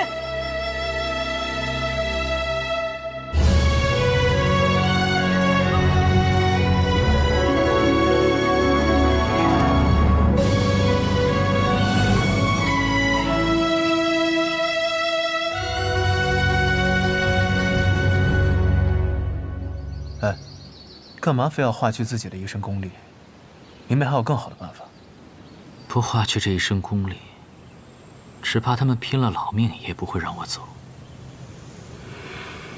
你想说什么？悲天悯人，名字取得不错。一直都不错，好不好？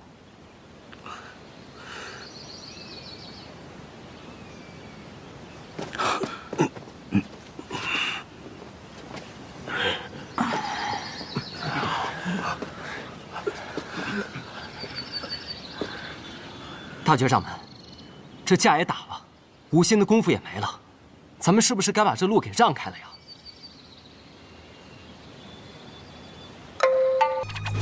一念成魔，一念成佛，一念成魔。风萧，去！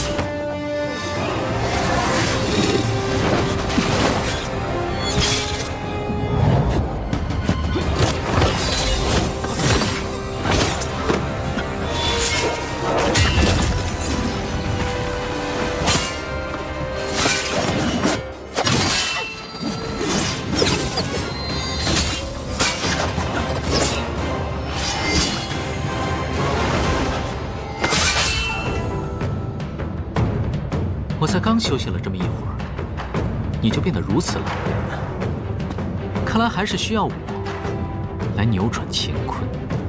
原来好戏在这儿呢！追！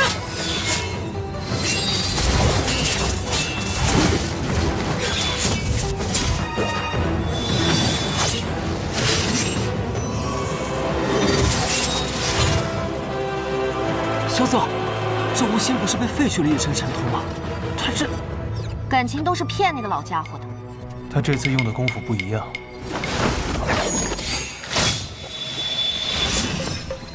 天眼通、神足通、天耳通，这不是罗刹堂乱来，这是真真正正的六通之术。难道这就是师父说的一念乾坤？废去了一身秘术，反而习得了六通之术。恭喜师弟。这样也好，只要有点意思才能打下去。你要如何有意思？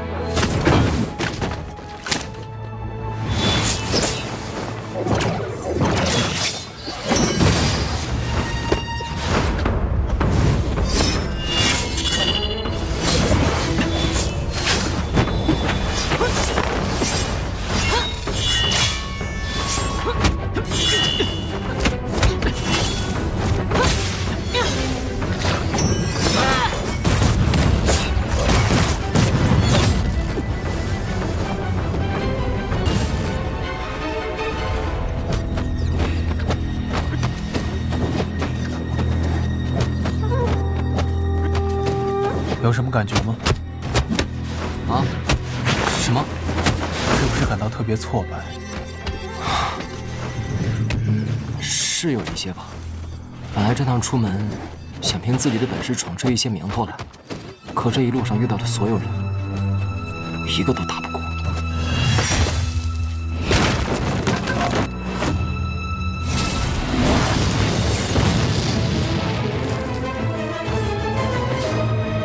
你可还记得第一次对阵明侯月姬的时候，你说过什么话吗？我说，好大一把刀啊！好大一把刀！不是这句。啊！想不到初入江湖就能遇到这样的对手，少非我姐的幸运。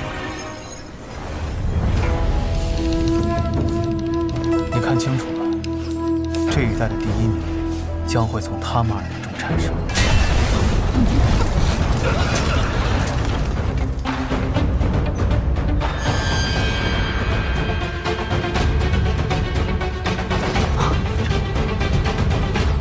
谁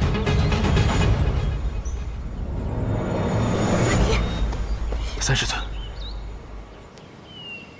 哎，这人是谁啊？刘无节，你要记住这个人。之前你遇到的风雪剑沈庆州、碎空刀王如孙，虽都是1等1的高手，不过也只是之一罢了。而这个人，乃是当今用枪第1人，枪仙司空长风。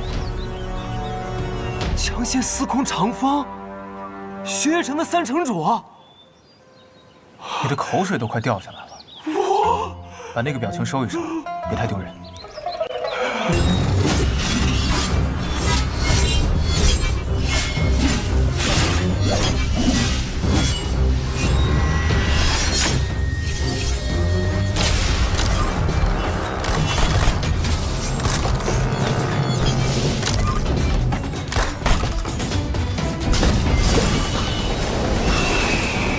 萧总，这把剑是……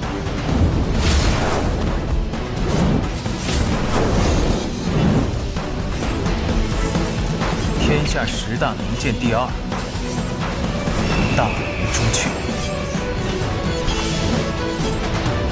大明朱雀。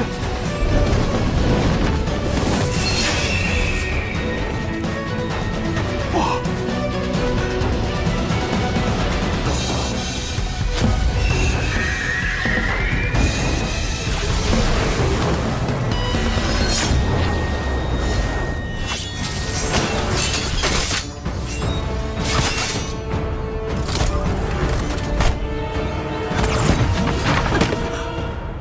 大明朱雀，司空长风。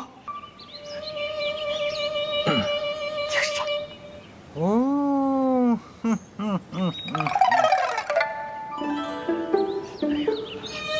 想不到天下闻名的枪仙，私底下是这个样子的啊！你知不知道？确实没想到，这个真是太帅了。我看他们3个聊1宿，应该不是什么问题。以后你可不能再这么玩意了，听到吗？那个知道了。枪仙前辈，在下江南霹雳堂雷家堡雷无节，正要去雪夜城拜师呢。小伙子，看上去也是一表人才了。啊！别在这丢人了。他说我长得精神呢。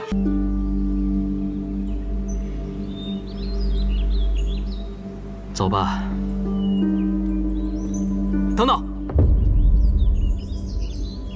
小子，你想怎样？你要带他走，可问过他同不同意？他本就是天外天的少宗主，不回天外天，难道回那寒水寺吗？那他若是真想回这寒水寺呢？小子，你找死！当真以为我怕了那躲在雷家堡的雷轰，不敢杀你？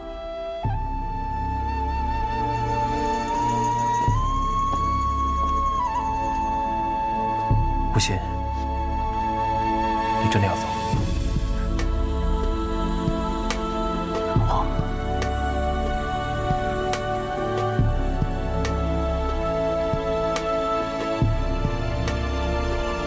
12年的契约已满，你本该就走的，为何还犹豫？锁山河之约，为期12年，那期间他是质子。如今12年期限已过，天地偌大，他想去哪儿就去哪儿。说的没错。无心，你一句话，大不了我们再打一架。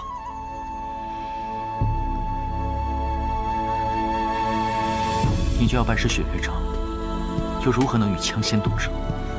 师门是师门，公道是公道，兄弟是兄弟。萧瑟，你说是不是？他说的没错。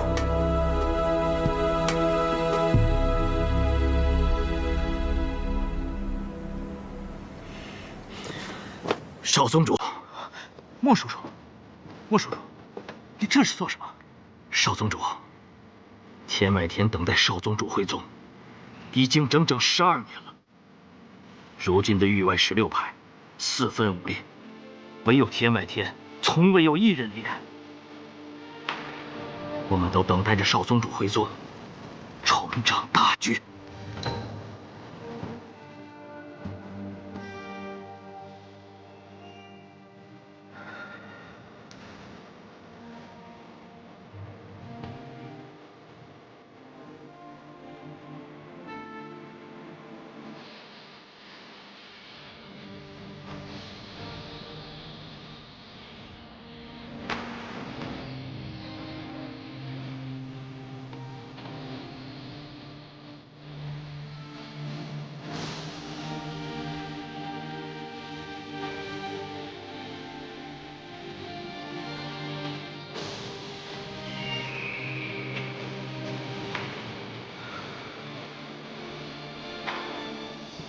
莫叔叔，我明白了，我走了。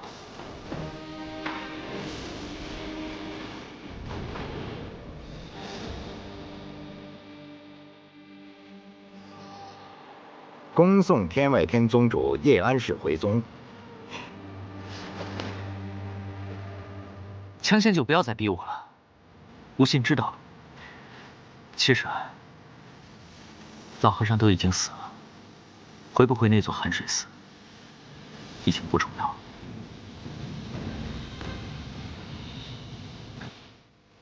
不过老和尚说的对，我的家是那方外之景，天外之天。你可以回寒水寺，但不是现在。师兄，我走了。师弟，不管你是不是天外天的宗主，寒水寺永远都是你的家。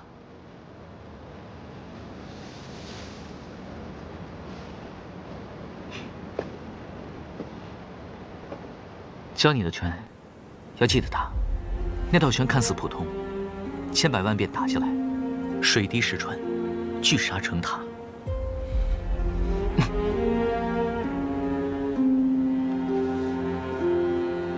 至于我教你的，我希望你永远都用不到它。我早就忘了，忘了就好。无心，你若不想走，我给你想办法。我知道你有办法，但人生在世，说是无情，又有谁能真的无情呢？此情不可避免，我去了却一些旧缘。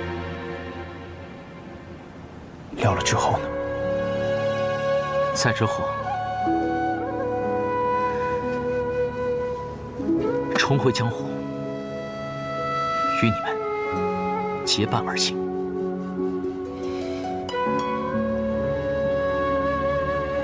山下那口棺材怎么办？就地埋了吧。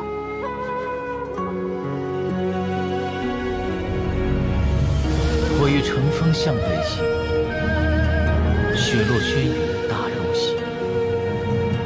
我欲借船向东游，绰约仙子迎风流。我欲踏云千万里，庙堂龙吟奈我何？昆仑之巅暮日光，沧海绝境见青山。长风万里雁归来，不见天涯人不回。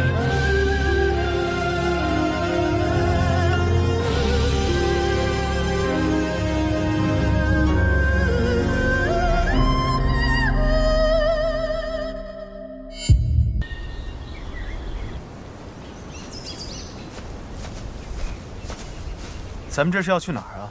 那自然是去雪月场了。你确定这条路是对的？嘿，放心吧，唐师兄去执行别的任务了。临走前，我让他帮我画了份地图。看，就这个，这次肯定不会错的。但愿吧。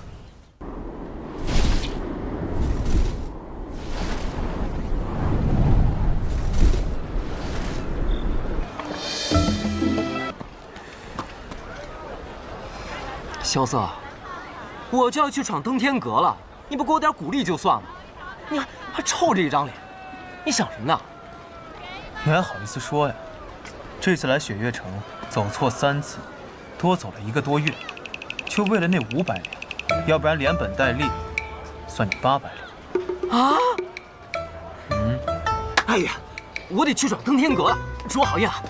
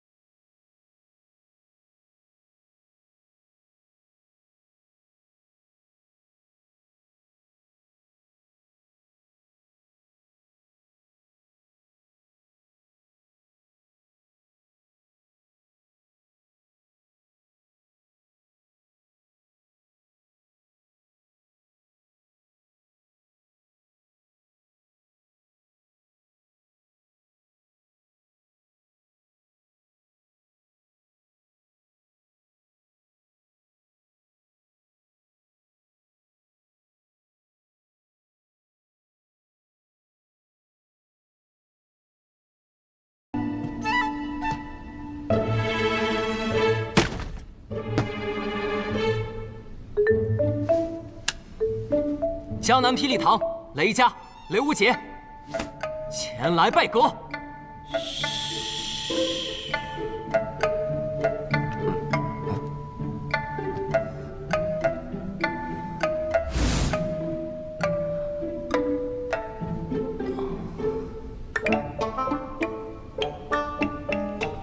这是什么呀？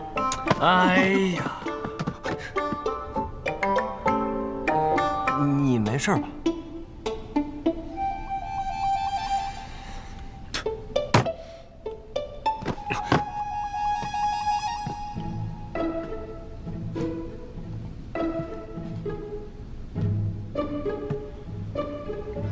没事儿，你打算怎么陪我？陪你？你知道那是什么吗？不知道。仙人揽六柱，对搏泰山鱼。据说这是一局残局，残局之上蕴藏着绝世武功，若是能够从中参透，胜过苦练20年啊！我刚刚看出些什么门道，你就进来了。说吧，打算怎么赔？不会又要赔500两银子吧？上当，给你打个折，300两就行啊。那能不能比试完之后再给啊？行。哎，痛快，那就得罪了。你要赌什么？啊？6博牌九，宣和马吊。问你要赌什么？快点选一个。这些我都不会啊。都不会？你不会上这儿来干嘛呀？我只会一个，玩骰子，猜大小。唉，比大小就比大小吧，没意思。来吧。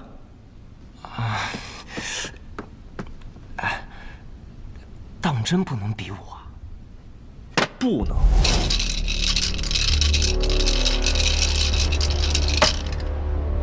一局定胜负，猜吧。大。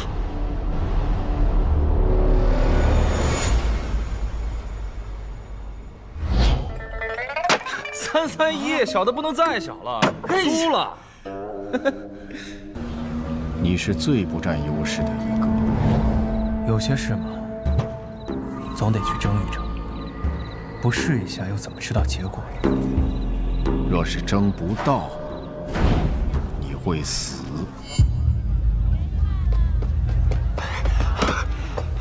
小子，才13层就下来了，你比我想象中要弱呀。我还没输呢，那13层那家伙他不跟我比武，他跟我比摇头子。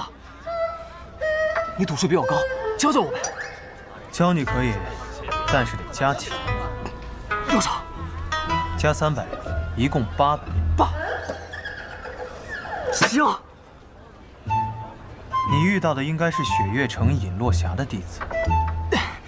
尹落霞，苍兰江边一场断剑的落霞仙子，将会美人榜上常驻10年的神仙人物啊！你还听不听？听。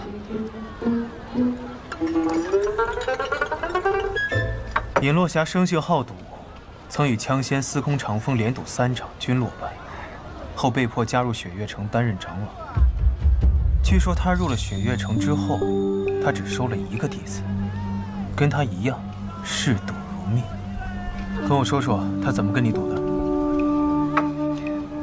我就只能先瞎猜呗。他就掀开一条缝，看了一眼就说我输了。那个宝盒下面有道暗格，他提前看一眼，若你猜中了，他只需轻轻一拨，骰子转动，怎么都是你输。原来如此，我走了。回来。赌不过是一个小伎俩，闯登天阁不会如此儿戏。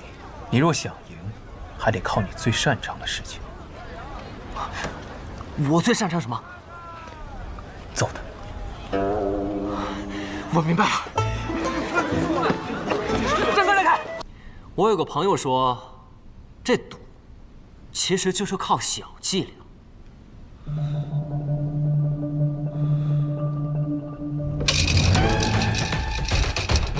所以我还是赌他。买定离手。要赢，还得靠真功夫。离你的手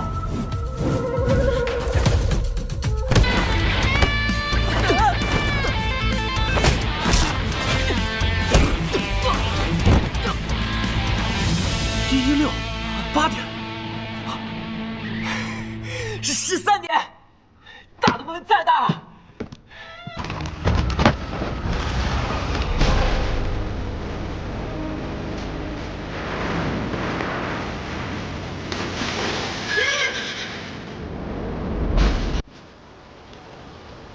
你干什么？我不能让你过去。你是想替那雷无劫拦住？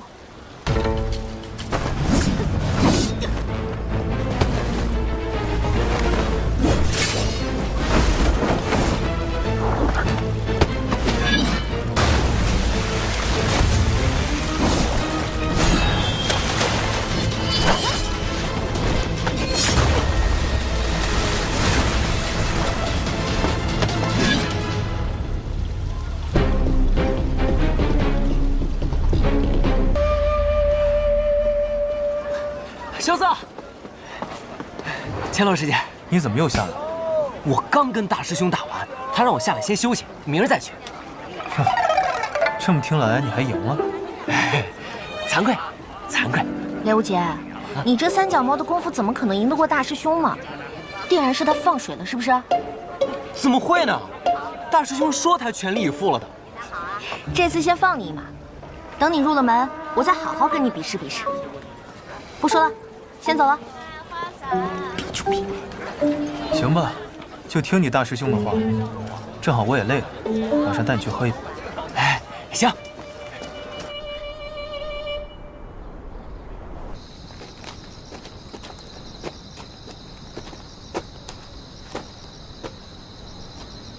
你怎么不走了？到了。到了。这儿啊？那个，我身上可没有钱啊。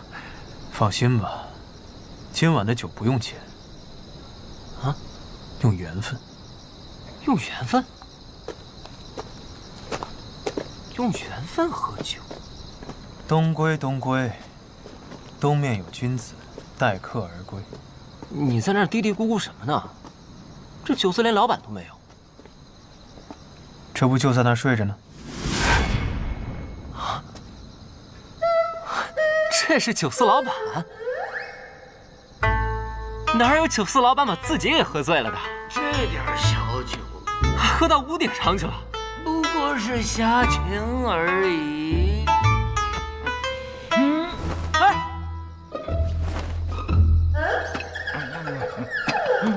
哎，你站都站不稳了，还没喝醉呢。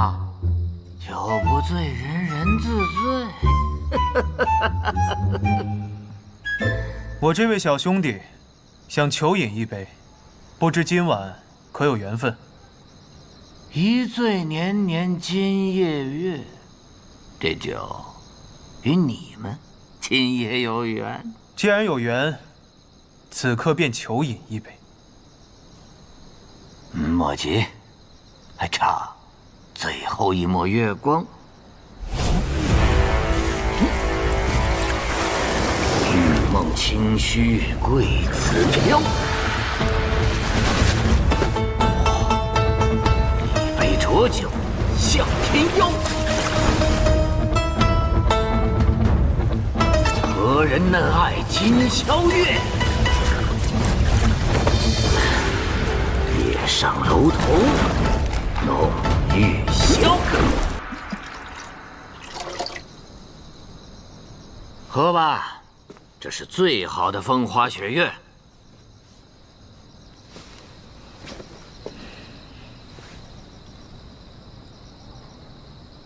怎么样？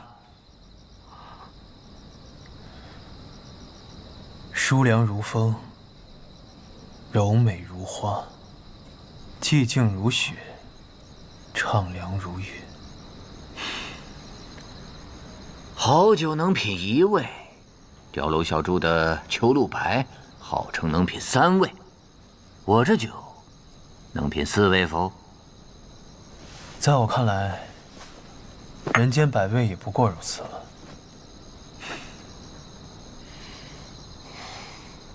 寂静如雪，畅凉如月，这酒水透着一股子小家子气。我不喜欢，我喜欢那种炽热如火的酒。不过嘛，你倒的倒啊，我就试试。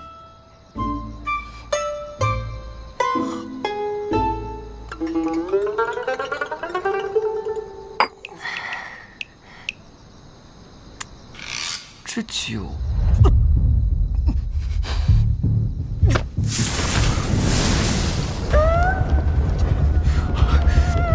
怎么回事？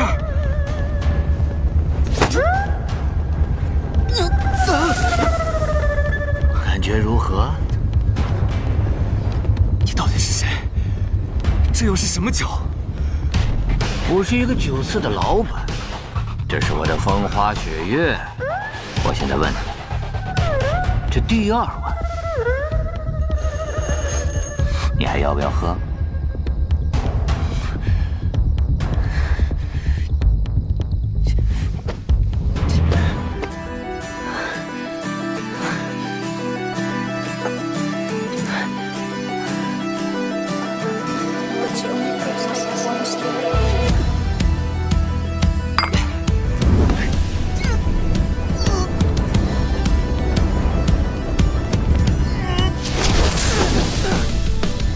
脚下无尽的深渊，它游过这世间的纯洁。这第3碗，你可敢喝？寻梦频率模糊了双眼，不顾一切向前，无法抗拒的心跳，随着呼吸改变。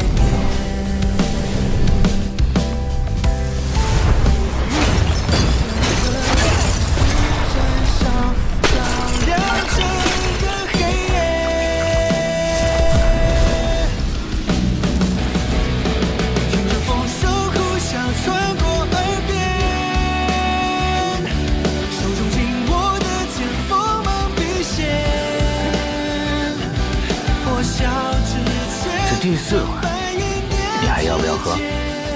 这碗喝了，肯定会死。死的话，都不需要上那登天阁了，直接就登天了。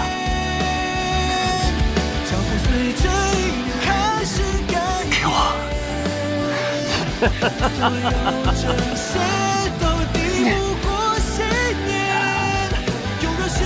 你醉了，睡吧。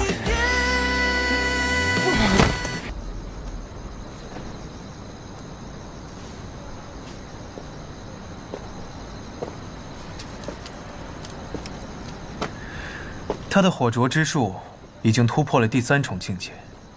他若是要自己达到这重境界，至少需要3年。而如今，他仅用了3杯酒。唐莲不会无缘无故让雷无节休息。我猜这也是你的意思。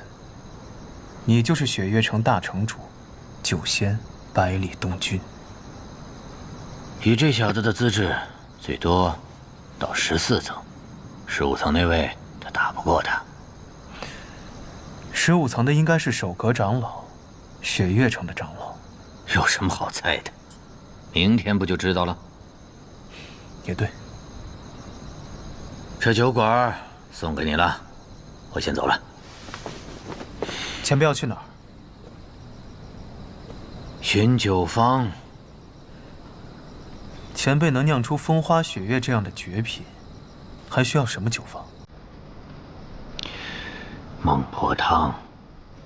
孟婆汤。只需喝上1碗，你就会忘记所有发生过的事。等醒了，就是新的人生，多好。可惜我一直酿不出来。如果我酿出来，你也一定想喝上一杯的吧？萧楚，我叫萧瑟，只是一名客栈的老板。那我也不是百里东君，是一家酒肆的老板。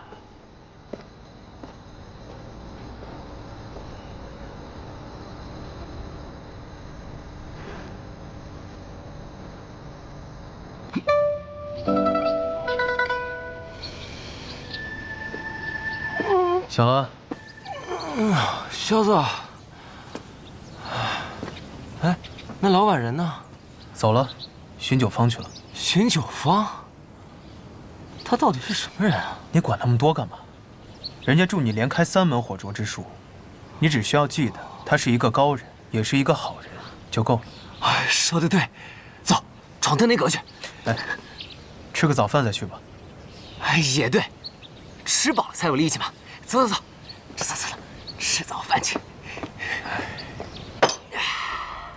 马上就要分道扬镳了，最后一顿早餐我请你。萧瑟，你这话说的就有点惆怅了。一点都不惆怅，只是这一趟回去又是那么遥远的路程，仔细想想，竟然只是为了800两。你又来了，我去登阁去了。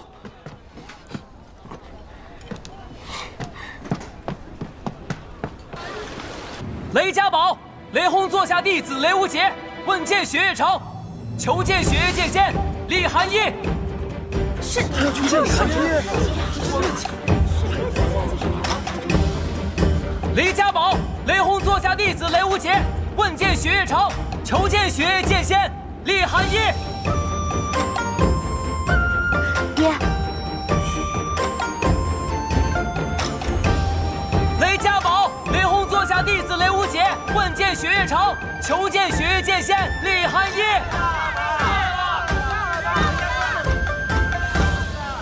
喊了半天，一个人影都没有，别喊了，没人理真是有些尴尬。不管了，好不容易闯到这阁厅，一定要见了他。雷家宝，喊什么喊？吵死了！问见雪月城，就凭你手里的这把杀猪剑。这是纱布剑。哼，我现在已经来了，你出剑吧，让我看看，你到底有什么底气说出“问见雪月城”这句话来。好。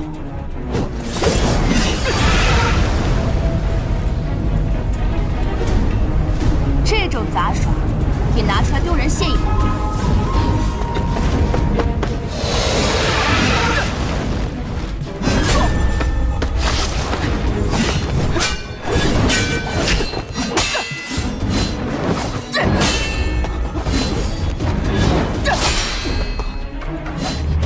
你的剑技橙子雷轰，大开大合，威力不俗，确实需要更扎实的基本功，不然就会破绽百出。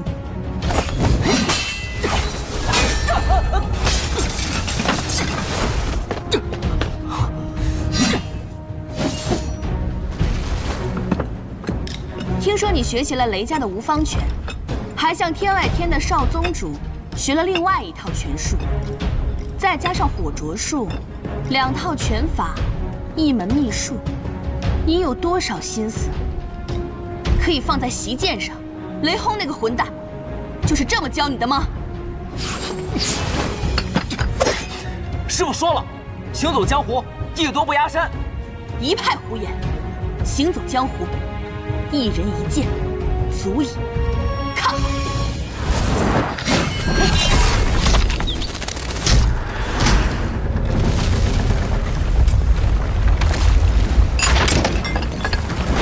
我的登天阁。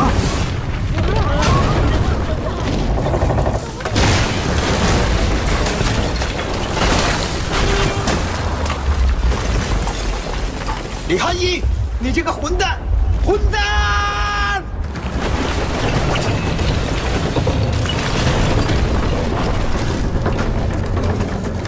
去。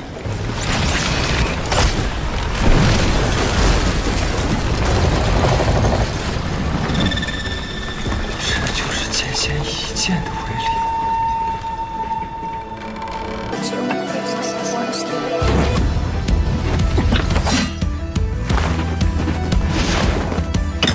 雷家堡雷轰座下弟子雷无极前来问剑雪月城。赵宇珍座下弟子李凡松也来问剑雪月城。他有过这世间的情节，模糊了双眼，不顾一切向前，无法抗拒。无极还有一剑，请剑仙试之。樊松亦有一剑，请剑仙试之。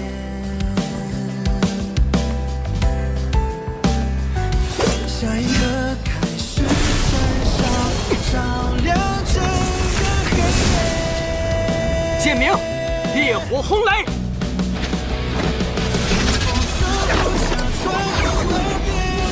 剑名无量天罡。我也有一剑。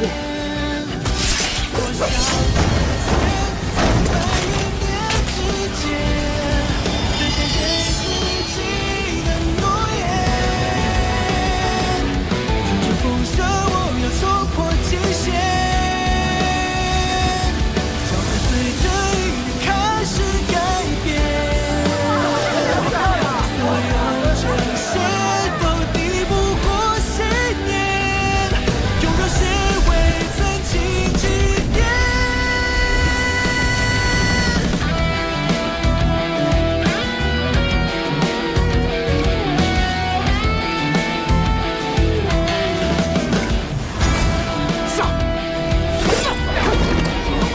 剑名玉溪花尘。